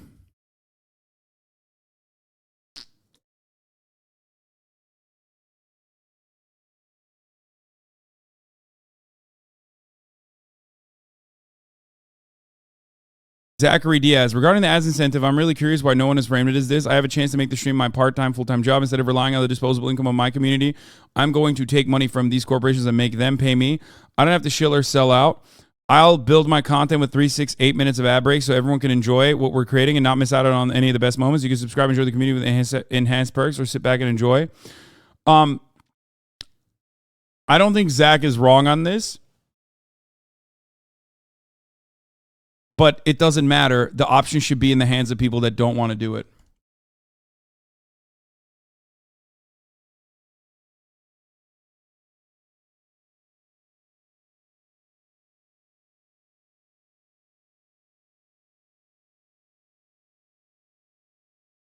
Don't have to sell out. You're literally selling out Lamau. This is the second part of the conversation that I've been thinking about a lot. How to make the content in a way that is not as disruptive while still running ads. Zach Diaz used to work for Twitch, and now he works for OTK. Maybe you could let Twitch totally control your life and take your breaks on the hour so that people miss less content. The unskippable nature of the ads is the point of the game. The cruelty is the point. That's how they force people to subscribe. No, I don't think they give a shit about getting people to subscribe. Let's be real. I think they just want to. They have a lot of inventory, and there's a limit to how much money the streamer and the platform can make with subscriptions. But there is no limit to running ads. You can always run higher CPMs for the ads, and you're making corporations pay for it. And there's so much there's so much inventory that goes unfilled at this stage. You're making content, and you're not actually you're making content, and it's literally not being monetized right now. So any corpo looks at that situation and goes, what the fuck is going on? We're literally live web hosting right now, and we're not making money off of this fucking content. That's crazy. We need to make more money off this content. This was also something that I've been talking about for the past 4 fucking years, even before I got a contract, knowing full well that inevitably they were going to try to monetize a larger percentage of the inventory. What do you mean by inventory? I don't understand. Inventory is every fucking minute of the stream. Every minute of the stream has a cost to Twitch, and every minute of the stream is technically seen as inventory that you can run an ad against, okay? Every single second of the stream. Isn't your stream an ad for Jim and Propecia? Basically. There appears a lot of wiggle room in what sponsors and side deals can be accepted, correct, and so incentivized. It is not the rule of law. Yes.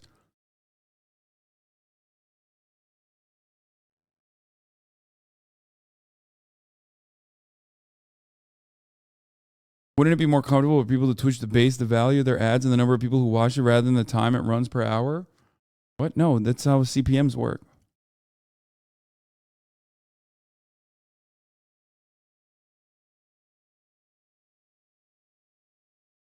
It's also funny that Twitch can make this go away by just having the stream play from where they were, but they don't have enough time or money or competent direction to do that. Well, then it wouldn't be live viewing. So that would be crazy. That would what you're describing is like dramatically changing the entire fucking reason why this platform exists, which is that it's live viewership. That you would have a delay. You would have a 1 minute delay if you run a 1 minute ad break. That would be crazy.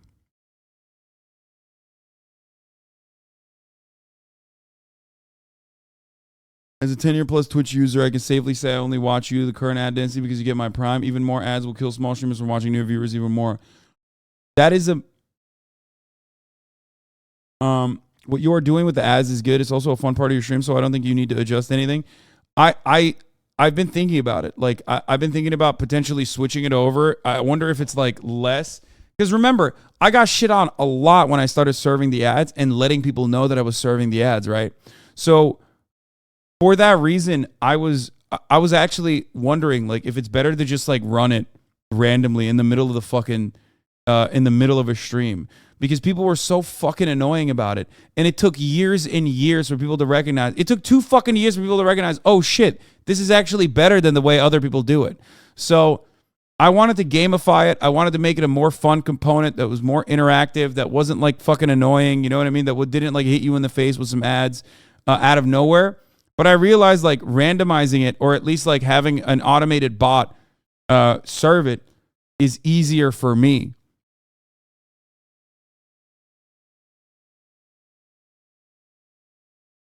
This chat's going to be filled with people spamming L ads when they randomly get hit with ads. Is a horrible idea. Yeah, I don't know.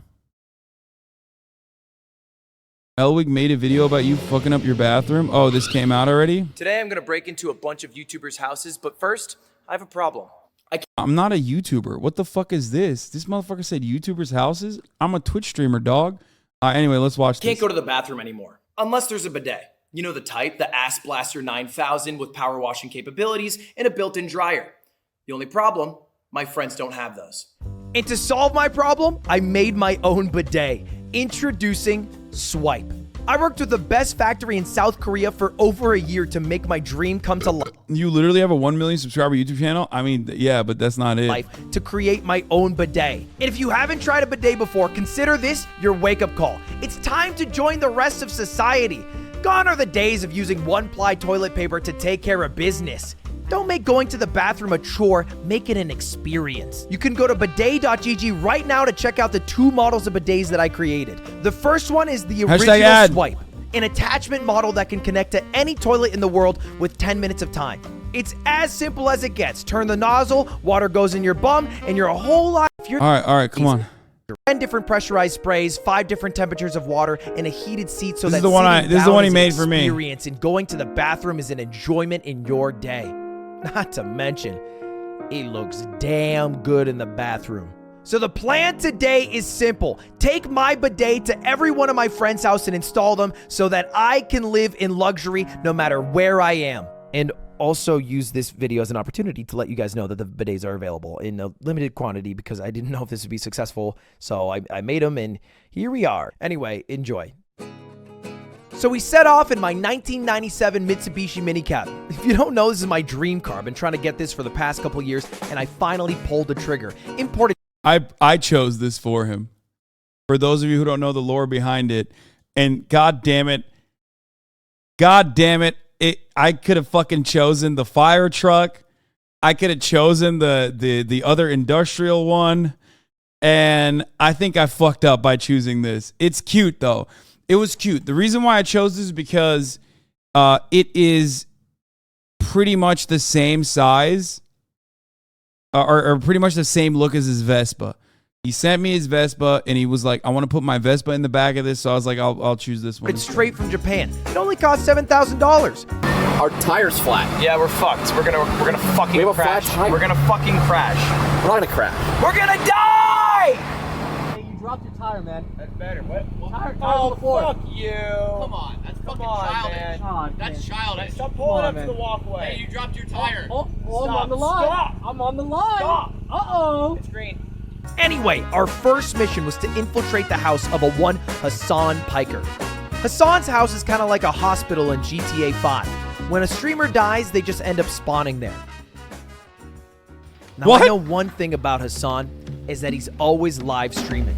So while he was distracted trying to ban one random chatter, we snuck upstairs into his personal bathroom.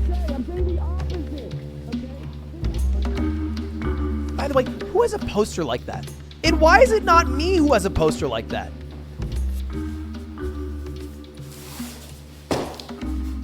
There it is. All right. Oh my God. No, this is real. This is the first time.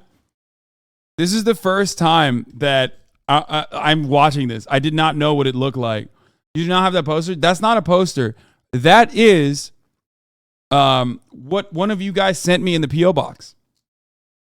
For my 30th birthday, one of you guys oil painted that.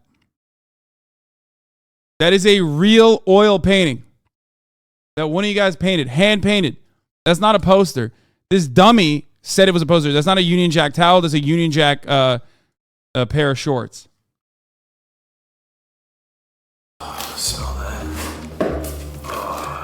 Look at this packaging. And now all that's left is to set up the bidet, which didn't go exactly according to plan. Oh. You see how much water's coming out? Wait, you turn off the... What the fuck?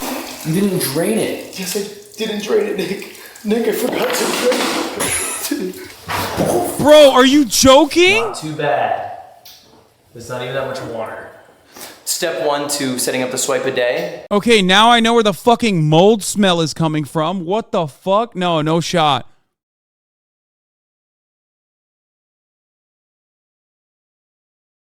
I've been thinking, like, where the fuck is there like some pipes that are busted or something? Like, it feels like there's like a moldy smell.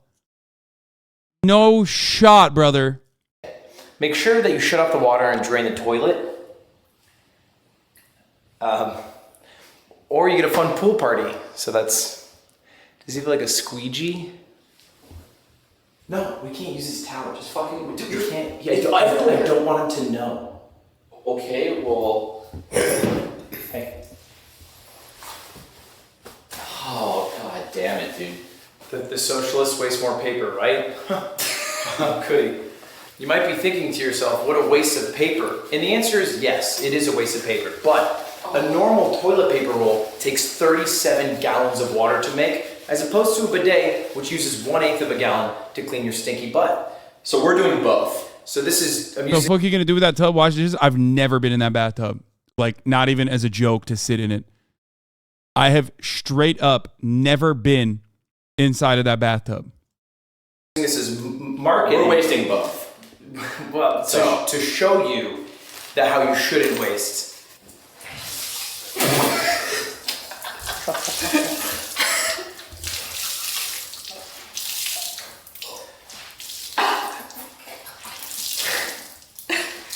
This is Made if we insane. sold this. He's gonna be like, damn, they clean my bathroom too? All right. Back to it. It's so wet in here. Step 1 is setting up your swipe bidet. Set up the bracket where your toilet seat is gonna sit. Step 2, you gotta set up the wiring for the water. Conveniently, most toilets have this, which you can just spin with your hand. You don't need no tool. And then, same idea with this one. But you attach it to the toilet unit. Make sure you don't unscrew the toilet unit, or otherwise, if there was water in the bowl for whatever reason, then it would all flow out. All right, moment of truth.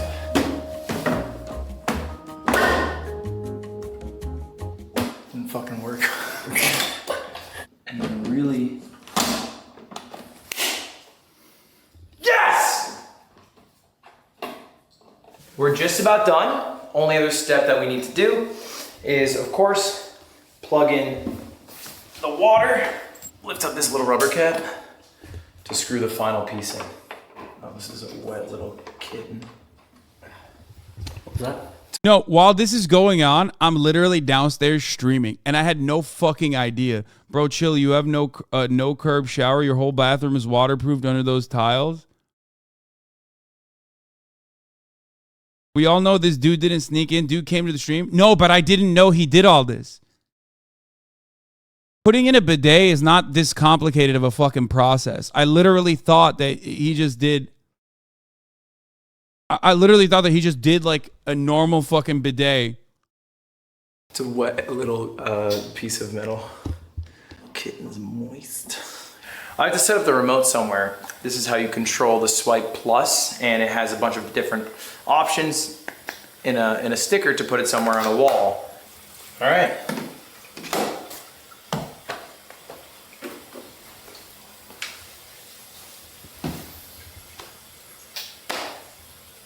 Not bad. Oh, it's just going in my ass. I didn't even feel it. Oh. Let's keep a little secret, right, between you and me. This is all the trash from the giant mess we made when we almost flooded Hasan's bathroom. I don't want him to know about that. All right, so we need two things to happen. One, you guys can't tell a soul. And two, you need to take it out. I'm not fucking doing this. I have to distract Hasan. I'll distract Hasan. I'll tell him a funny joke. Watch. Ready? Watch. Hey, Ludwig, what? You're so distracted right now. I haven't done anything over there. You're so distracted. It's not going to distract him. What are you doing? Don't do that. Don't. This is sexual harassment at this point. What is? It's what I'm going to do. Hey, I'll do it. Right, Just leave me alone. Jesus. What is it? Who are these guys? The Sidemen. We're learning about the Sidemen, bro. Wait, I have an idea. Hit me up. What? We managed to sneak out without Hasan noticing, but there were a few hiccups along the way, and so I wanted to make sure that our second attempt at our second house went perfectly, because this one is even higher stakes. We were going to Myth's house, who lives with a bunch of other streamers like Buddha, Blouse Toys, and Anthony Z. Yeah, actually, let me get a hit of that again. You want that? Yeah, if you can spit that out. Appreciate that. It's good shit.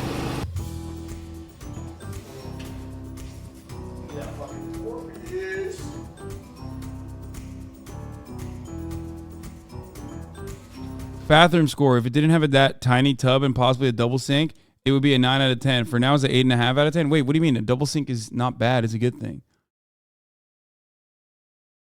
For older people with like families and shit. Did you unironically design room the same as the HasanAbi video? No, dude, I didn't fucking choose that bathroom. I hate that bathroom.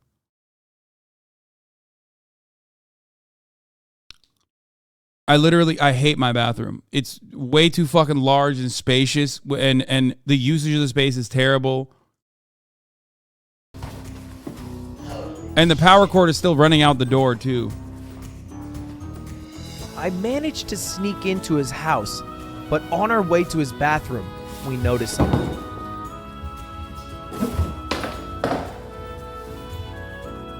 He had a competitor's bidet. You know what that means.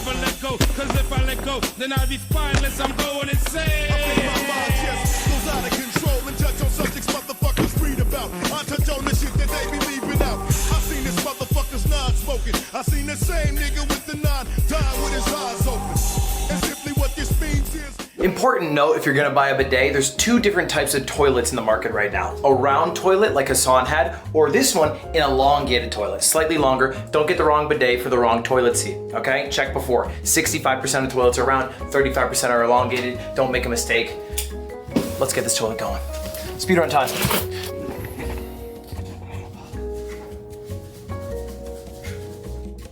She literally, my fucking house is the test subject, bro. This motherfucker came to my house and flooded it as the goddamn test. I was the test run. There is no fucking way, dude. No shot. I can't believe it. Man, you probably hate that he exposed your bathroom. Wait, what? No, I don't give a shit. What do you mean?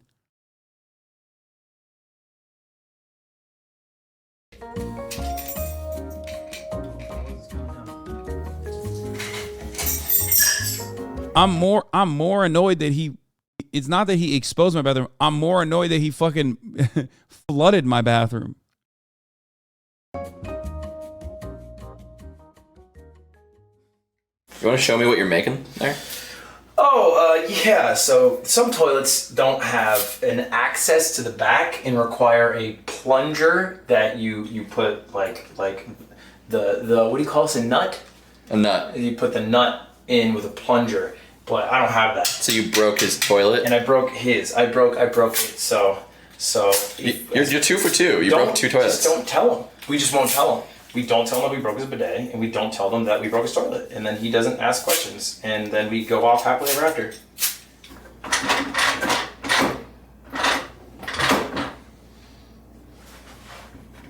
Perfect. We have to leave before he finds out. Let's just get out of here, guys. Yo, I fucked your shit up, but damn, does it look nice? Oh my god. It's already over. How's it going? Oh, sorry, didn't mean to see hey, you. how you doing? I had to come clean. I snuck in your Damn, he took a L in fucking COD, and he's taking an L in the bathroom. house. Yeah? Yeah, I just snuck in. I set up the bidet. It looks really good. Set up a bidet in my house. Don't check it out. Thanks for the bidet. Yeah, no worries. That shit looks good up there. Good man. Hey, gotta get a bidet in your life. Function's great. Good function? Good function. Yeah, good. It works good, just don't use it. Just don't try to use it. Yeah. Okay, got it. All right, We got a jet. But you can. We got a jet. Hey, you have a good one. Signals, bud. Thanks, guys. You have a good one. Appreciate you. Hey, I love the stream. Thanks for the gift, I guess. He's messaging me saying, "What do you mean? My shit is fucked up." All caps. We gotta leave. We gotta get the fuck out of here before he figures out what we did. It's time to go to Saikuno's. Let's go. Ludwig is 50-50 on his bidet installations. About Ludwig's. He said so far he has a 50% chance success rate. What? He's installed 2 bidets before. He said he flooded Hasan's bathroom. What happened to Myth's bathroom? What? Something bad. I think I make a damn good bidet, but I'm not necessarily the greatest at setting them up. So we were on our way to our third and final house, and this had to go perfectly. The combined clout and net worth of this next house is astronomical. I'm talking Valkyrie, Saikuno, Leslie, me young, Yvonne. If we were to fuck up this bidet, it would ruin the entire company.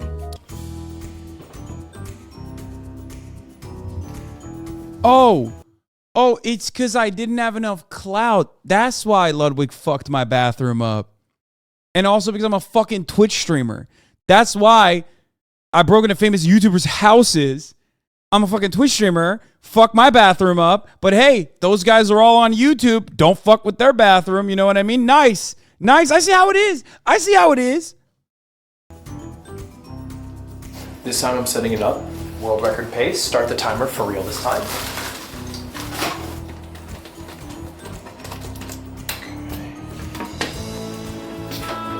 Ludwig belongs in jail. I do agree with that.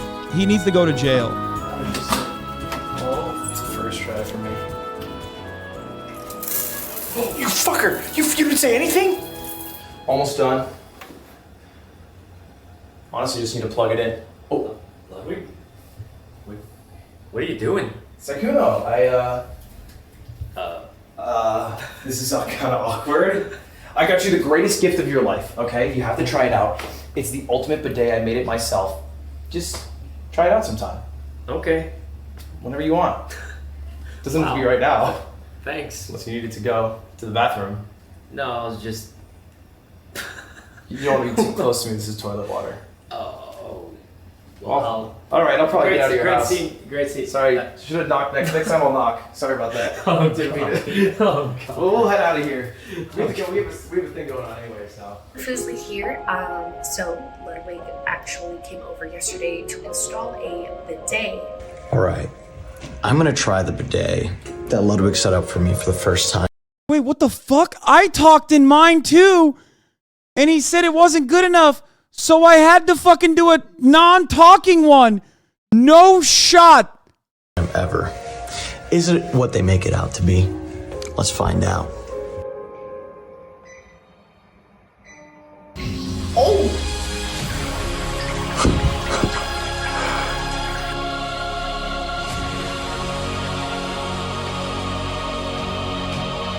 He cut my...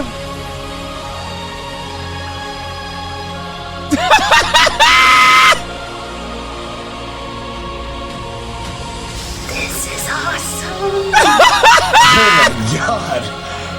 It is! Woo! Yes! Thank you, bud, for keeping my butt warm, clean, and out. No, he didn't cut it out. He didn't cut And it out. that's how I successfully broke into 3 YouTubers' house and set up a bidet so that in the future, I'm A-OK. And you can make sure you're A-OK too by going to bidet.gg right now or swipe.live. Just go to the website. Just there's so many links. Just go to check it out if you want to check it out. Hopefully you guys enjoy the video. If you don't, check it out and see you later. Subscribe. No, he didn't cut it. He didn't cut it. Here. Let's run it again. No, I thought he did. I thought I got the Lud crop again after making me fucking shoot 3 times.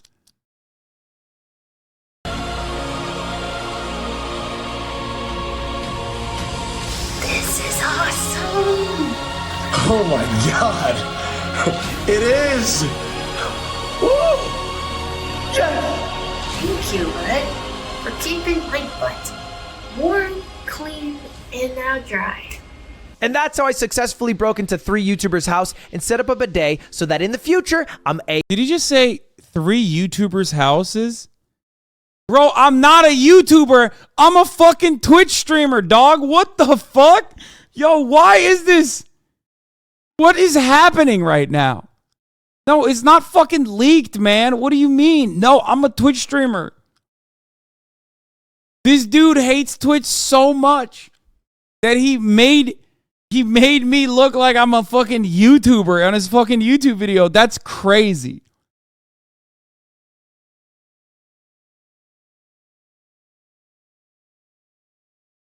I have a YouTube channel, yes.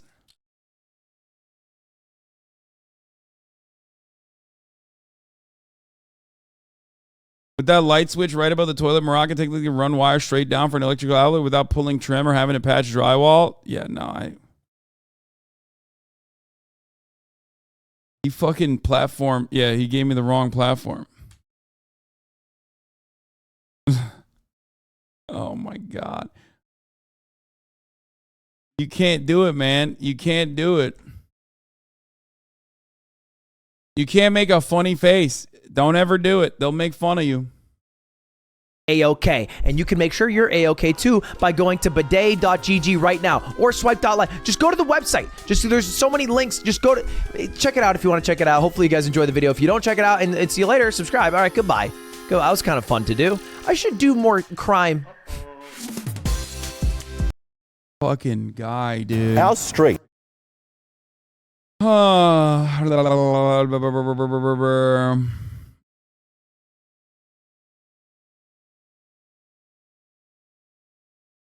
Three YouTubers, Myth, Fusli, and Saikuno. He just didn't count you all.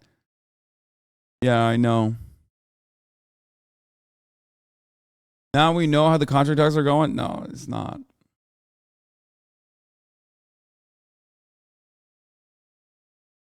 Boy with another banger. Baldy went into Afghanistan in his new vid. Okay. The website says easy DIY installation. That's the worst part about it. Bidets are not hard to install. Bidets are actually easy to install. He just sucks.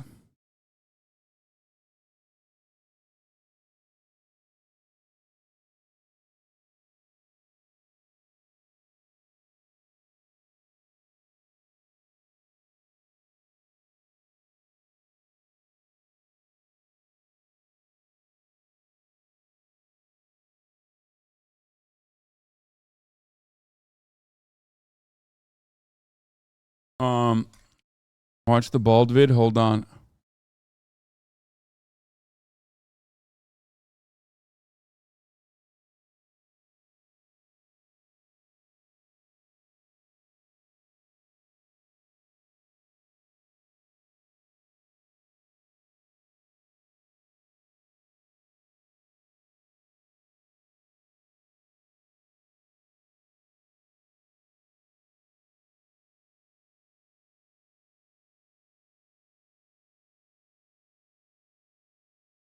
You have your gold plaque from YouTube too, so technically both. Anyway, the boy video is so good. Yeah. That was fun. Is the bidet even good? Yeah. I mean, I love bidets, man. Bidets are fucking great. Everyone should get one. Even if you're not going to get the Ludwig bidet, you should still get a bidet.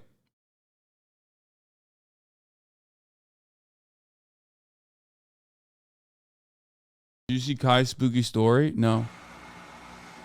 Friday the 13th. 3 black men enter the cabin. They went down in the basement, and they came across a man. What was his name? Miskin. Bro, shut the fuck up, bro. Oh my God. The real scary story is at the top of the hour. There's a 6-second ad break. And if you no longer want to see those ads, all you need to do is subscribe, which you can do for $5 or for free with the Twitch Prime by connecting your Amazon Prime account to your Twitch account, where you get 1 free Prime subscription a month. That's right.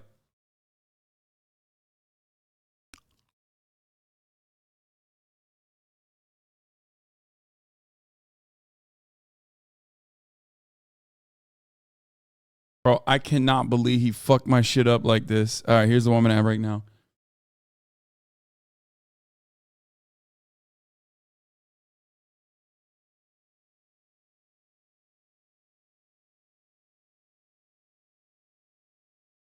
Heat bidet versus hand spray bidet. I like. What do you mean? No, I don't fuck with that.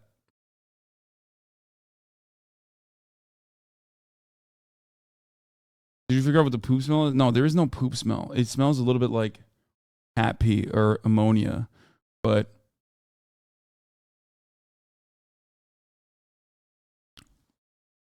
handheld bidets are like I don't know how to describe it.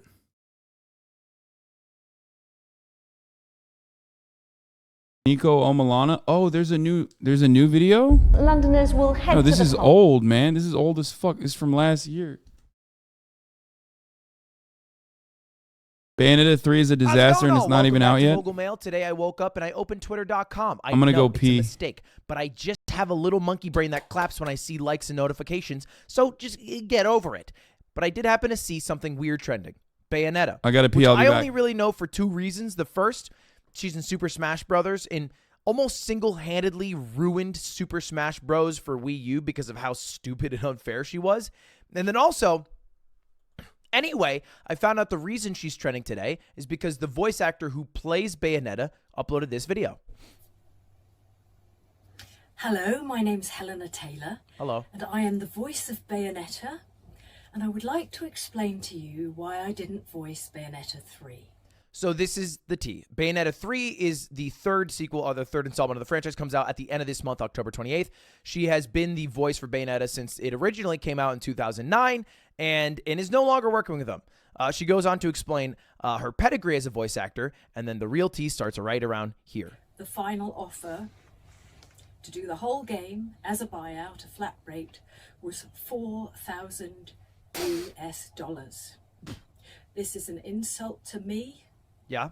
The amount of time that I took to work on my talent. And she proceeds to explain that she's just insulted. They offered her $4,000 to voice Bayonetta in Bayonetta 3, a very successful franchise that's in Super Smash. That's insane, dude. What the fuck? I don't know what the going rates for voice acting is, but it is pretty intense to just hit.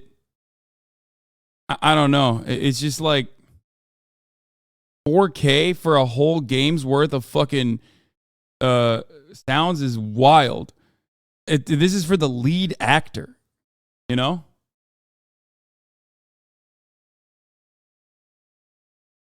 Psychotic. Brothers that definitely has a lot more money than they're giving off. She even said in the video that they made $450 million. I don't know how much insight she would have. Seems like an approximation based off sales and not necessarily like a profit loss statement. but they've definitely been a very, very successful video game franchise. Bro, if she's getting $4,000, what the fuck is, I don't know, what the fuck is like a random supporting cast member getting? Just a kiss and a pat on the back? Like, is that how that works? They're like, hey, you betcha.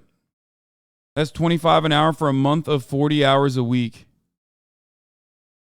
One of the VAs for Jujutsu Kaisen movie only got offered $150 for their role. What?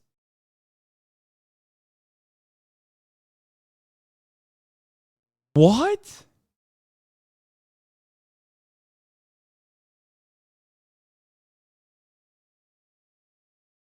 Wait, the chief game designer for Devil May Cry and Bayonetta tweeted out, I warned you, ... What the fuck's he gonna do, kill her?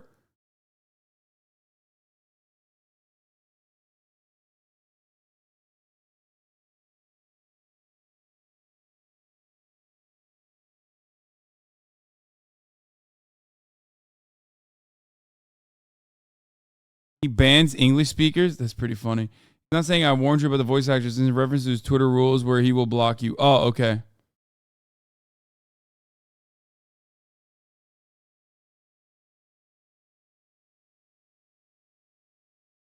He's not saying I warned you about the voice actors. It's in reference to his Twitter rules where he will block you. He's still a shithead, though. 4K's criminal law. It's suspected to be a lowball to get her to refuse the role because a new VA, Jennifer Hale, is almost certainly making a fair bit more. Oh, so they just like... So they wanted to cut her out. Platinum Games director refused to properly pay Bayonetta voice actors and goes on and blocks so many people criticizing that he gets flagged as spam bot by Twitter. Ridiculously childish behavior. Oh my God. They thought he blocked so many people that they thought it was a fucking spam account.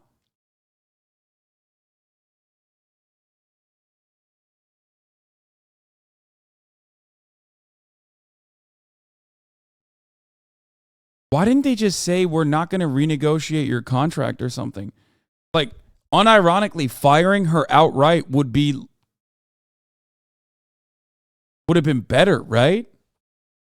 Like, it still sucks. It's still disrespectful.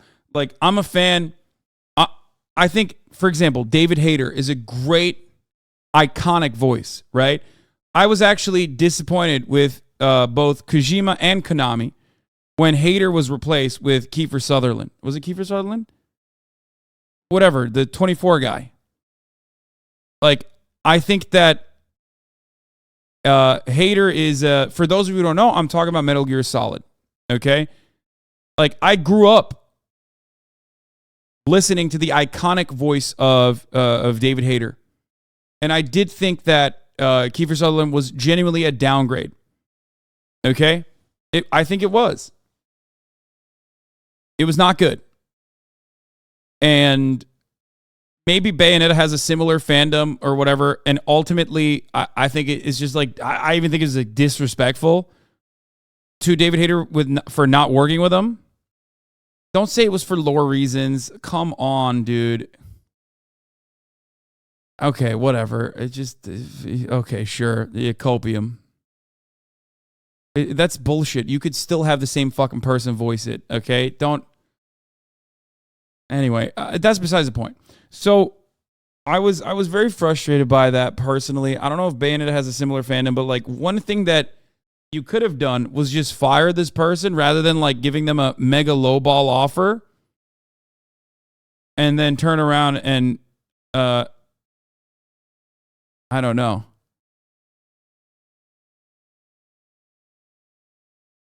Hit him with a super lowball offer and then turn around and you know, do this dumb shit. You know, even some huge creators are backing up Helena, and she did ask for... That's bullshit because Kojima kept the same VA for the Japanese version of MGS5. Yeah.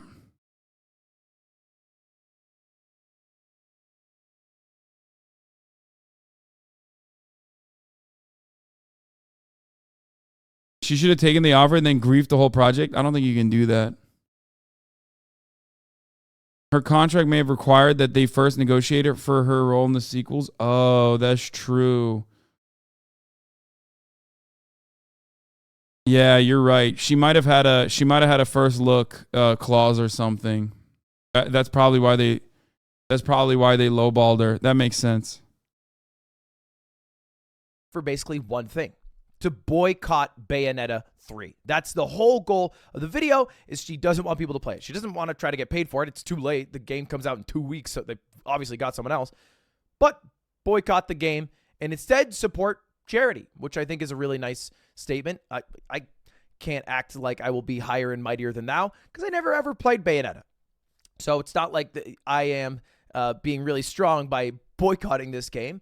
But I do think it's a nice gesture. And clearly a lot of people have also agreed because it has 3.6 million views and 120,000 likes, and it was uploaded just today. So a lot of movement behind this boycott already. Even some major creators tweeting out. It's no secret that voice actors are severely underpaid, but offering $4,000 as a final offer for Bayonetta is depressing. And then also a tweet from Joey the Anime Man, which almost seems like he copied Alpharad. Is this new drama? Hot tea on the timeline? It's no secret that voice actors are underpaid, but the final offer is absolutely insulting. 4K to voice the entire Bayonetta 3 is ridiculous. They're both right, though. They are both accurate. They definitely have a lot more money, and this tweet kind of sums it up. Chris Pratt out here making millions for a generic semi-Brooklyn voice for everyone's favorite iconic plumber. Meanwhile, Helena Taylor gets fired and replaced for... Let's be real. The reason why Chris Pratt is getting fucking paid is not because his voice is the best. Obviously, if they cared about making the Mario voice an incredible voice, an iconic voice, or one that like would make the fan base happy, they would do that. They wanted Mario to have Normie Clout. His name is the reason why he charges that much. It's because he's so cool. Exactly.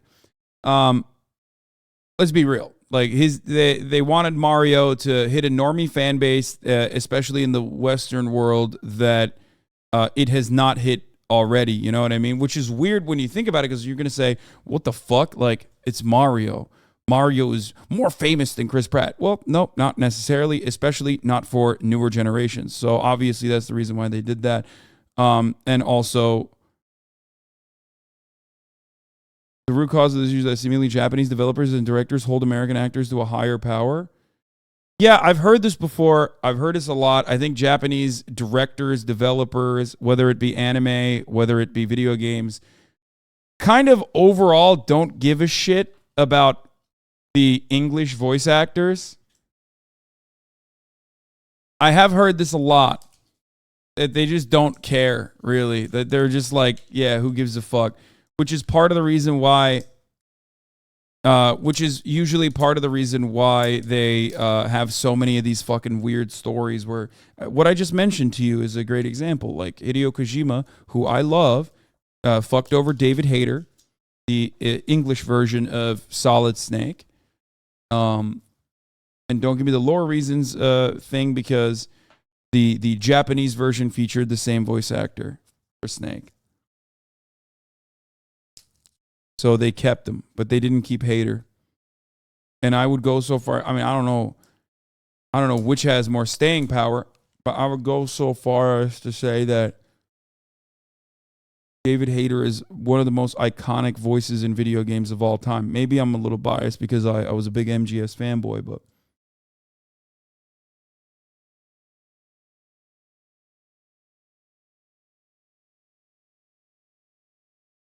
asking to be paid more than scraps for friggin' Bayonetta. True. Very true and real. And the craziest part about this story is, if you don't know the creator of Bayonetta, Hideki Kamiya, who his name I probably butchered, he is wiling out on Twitter. In fact, he's known for wiling out on Twitter. Check it out. He tweets out "sad and deplorable," which just comes straight out of the Trump vocabulary book, about the attitude of untruth. That's what all I can tell now. By the way, beware of my rules. Which is a weird thing to post if you didn't know who this was, but I can explain it to you. Beware of my rules refers to his list of rules when he is fed up with the insects of Twitter.com who never read his posts or header pick and just keep posting. Don't post me in other languages other than Japanese. If you break the rules, it means you're a brainless insect and you'll be blocked immediately. Be careful. What are the rules? Well, pretty simple. No repeated questions. No advice. Don't tag me in conversation. Don't request any games that aren't mine. No shit posts. My block button is bigger than ever. And then I clicked on his profile. Oh. He was going off. All right. Well, hey, I got in at the last second there. That's funny. He was going nuts, blocking anybody with a pulse. And I was translating everything. It'd be nice to block quote retweets too. This is basically Slime if he was a game dev. But it is more embarrassing to be acting this way on the day that people are asking for a little bit of accountability and transparency. Every other day of the week, if you are blocking everybody on site on Twitter, you're based. I mean, that's how you should navigate the website. All right. 99% of people are brain dead. Today, I think people just want some answers. And Twitter is the place where you can provide those. So we'll see what happens from that. And we'll see if that impacts game sales. I mean, clearly the American audience and the more online audience is aware of this, but like the Japanese fan base aren't really affected. I doubt they will be participating in the boycott, but maybe you guys can. And maybe that makes Helena and the rest of the voice acting industry a little better because they have some problems. It doesn't end. Jennifer Hale, who replaced Bayonetta, is literally more expensive though. Yeah. That actually makes a lot more sense. When you realize that the other voice actor probably got a bag, when you realize that it's probably because like they just didn't want to go with the same voice actor, which is shitty, and maybe I don't know, maybe they just they wanted a high profile voice actor, which sucks for the fandom, but it seems like they just wanted to get rid of the older one. But often you have some kind of like first look clause potentially for a multi-game franchise. They made her audition again just to lowball her. Well, they're making her audition again is to lowball. Yeah, it seems like they just did not want to hire her again.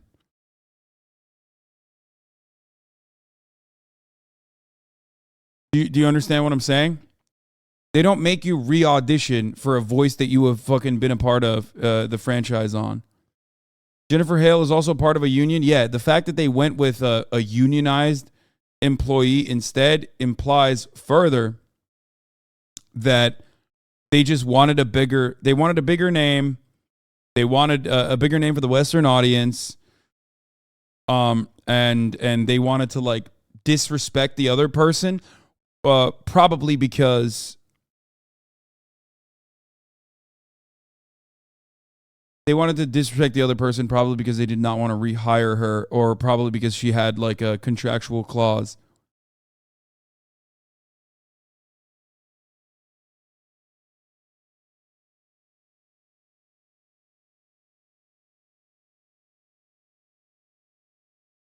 Which is ironic because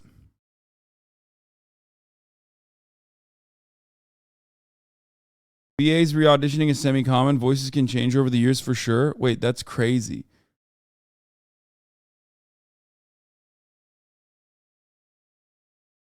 Maybe something behind the scenes no one is talking about.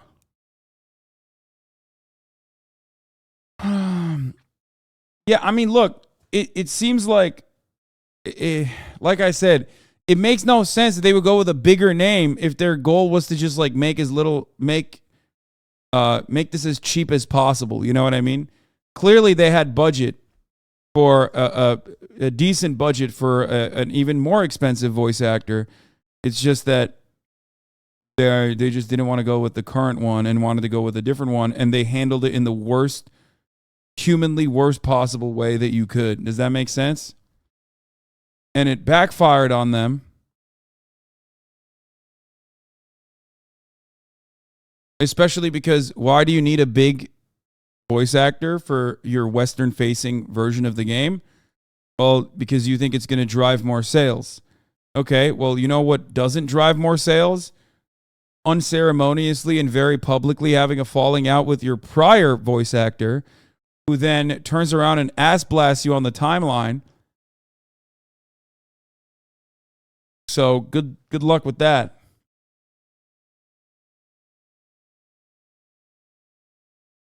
Happened with Snake and Metal Gear Solid 5 too. I know, I talked about it already.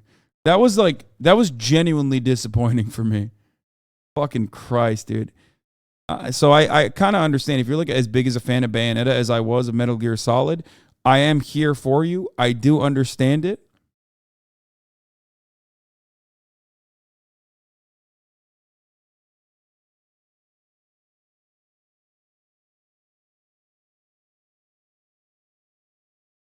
It feels petty and out of touch. Yeah. They just make bank with just the Japan sales. I don't think they will care, sadly. Yeah. I mean, well, if they don't care, I doubt that they would hire a big name. They clearly do. Or at least someone in the executive branch clearly cares. They want to improve the number of sales in the West, which is why they wanted to make a decision on going with a bigger name. I mean, it's the classic like Troy Baker shit, right? There's a reason why this motherfucker's in every goddamn video game. People just think his name is his voice is iconic, and his name is iconic. And they think, especially for Western versions of Japanese games, they always got him doing voice acting.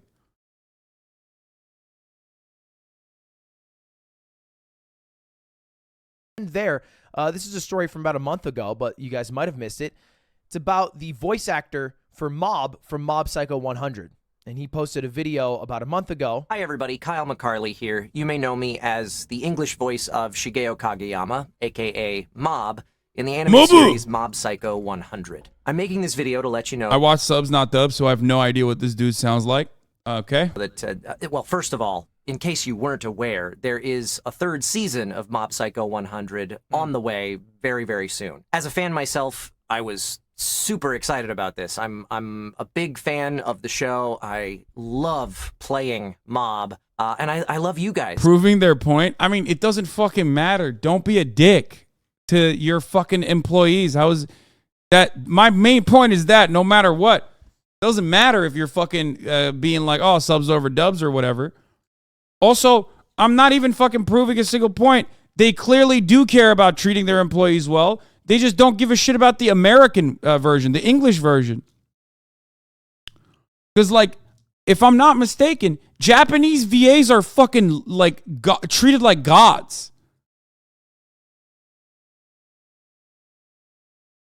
They just straight up fucking disrespect English VAs. Like, they just do. They just don't care. And that is an issue. And they shouldn't do that.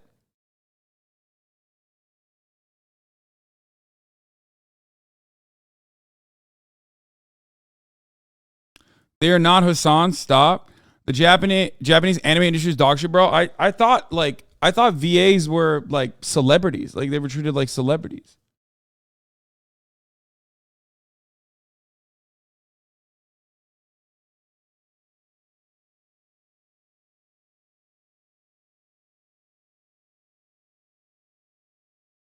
The fans, you guys have been incredible over the years. But I'm making this video because I wanted to let you know that there have been talks over the past couple of weeks between the cast of the show and Crunchyroll, who's producing the show, about potentially producing this season of the show on a SAG-AFTRA union contract. And as a result of those conversations, I'm making this video because it's looking very, very likely that I will not be reprising my role as Mob. So they fucking cut him because he was unionized and he wanted to unionize the VAs. Like he wanted union employees to be hired as voice actors, and the Japanese guys were like, nope. Not going to happen. That's sad to see. What is this?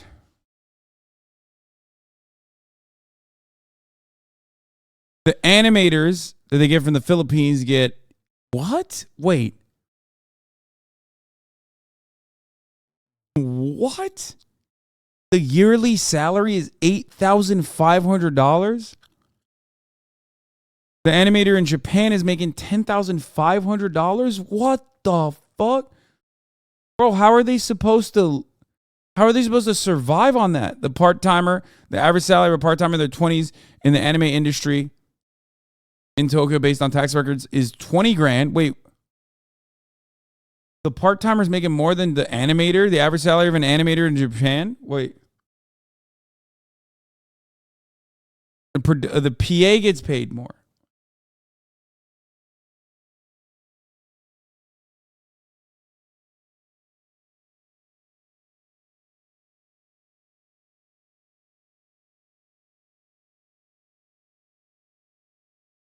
The part-timers are contract workers, so they have more gigs. They're definitely working more, though. Yeah.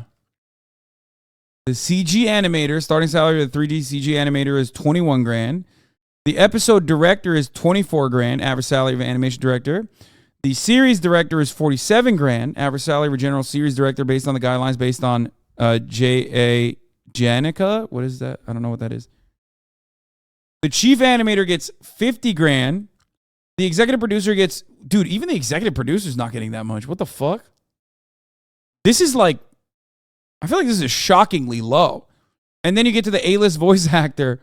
And the A-list voice actor from salaries and royalties is making $666,000. That's what I thought. That's why I said Japanese voice actors were fucking, getting godlike treatment in comparison to everyone else. It's a part of the production.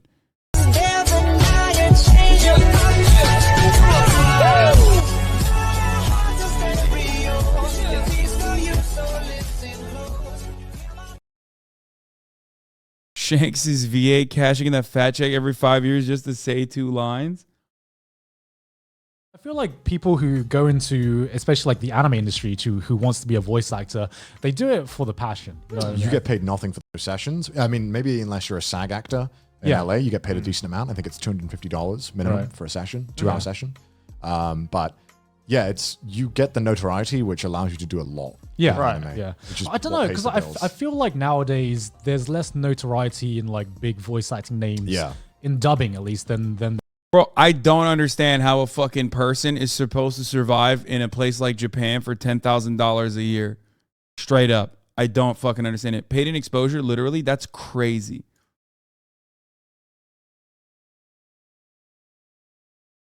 They don't? What do you mean they don't? They just die, and then they wait for you to...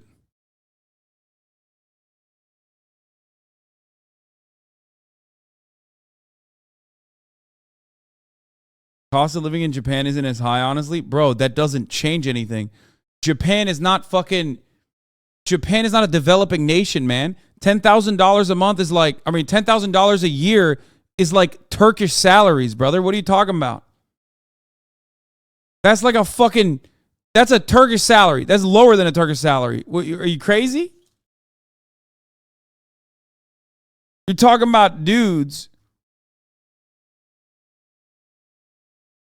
I doubt the production lasts a year, so they make $10K multiple times a year. No, that's their yearly salary. According to tax documents, the average salary of an animator in Japan in their 20s based on industry research. I think that's their yearly salary. Like their total yearly salary. Inside Tokyo's cheapest tiny apartment for $100. We've all seen the videos with the tiny apartments and luxury apartments and pretty much everything in between. Major cities like Tokyo, Japan are known for their high rent prices and small spaces. But I've always wondered, where exactly is Tokyo's cheapest apartment? So I looked for it and I found it. And this is it right here. Let's take a peek inside. Look at this. Okay, so I think we gotta turn on the light first. Wow, this is tiny. So just walking this hallway alone is an experience. I kind of gotta turn sideways.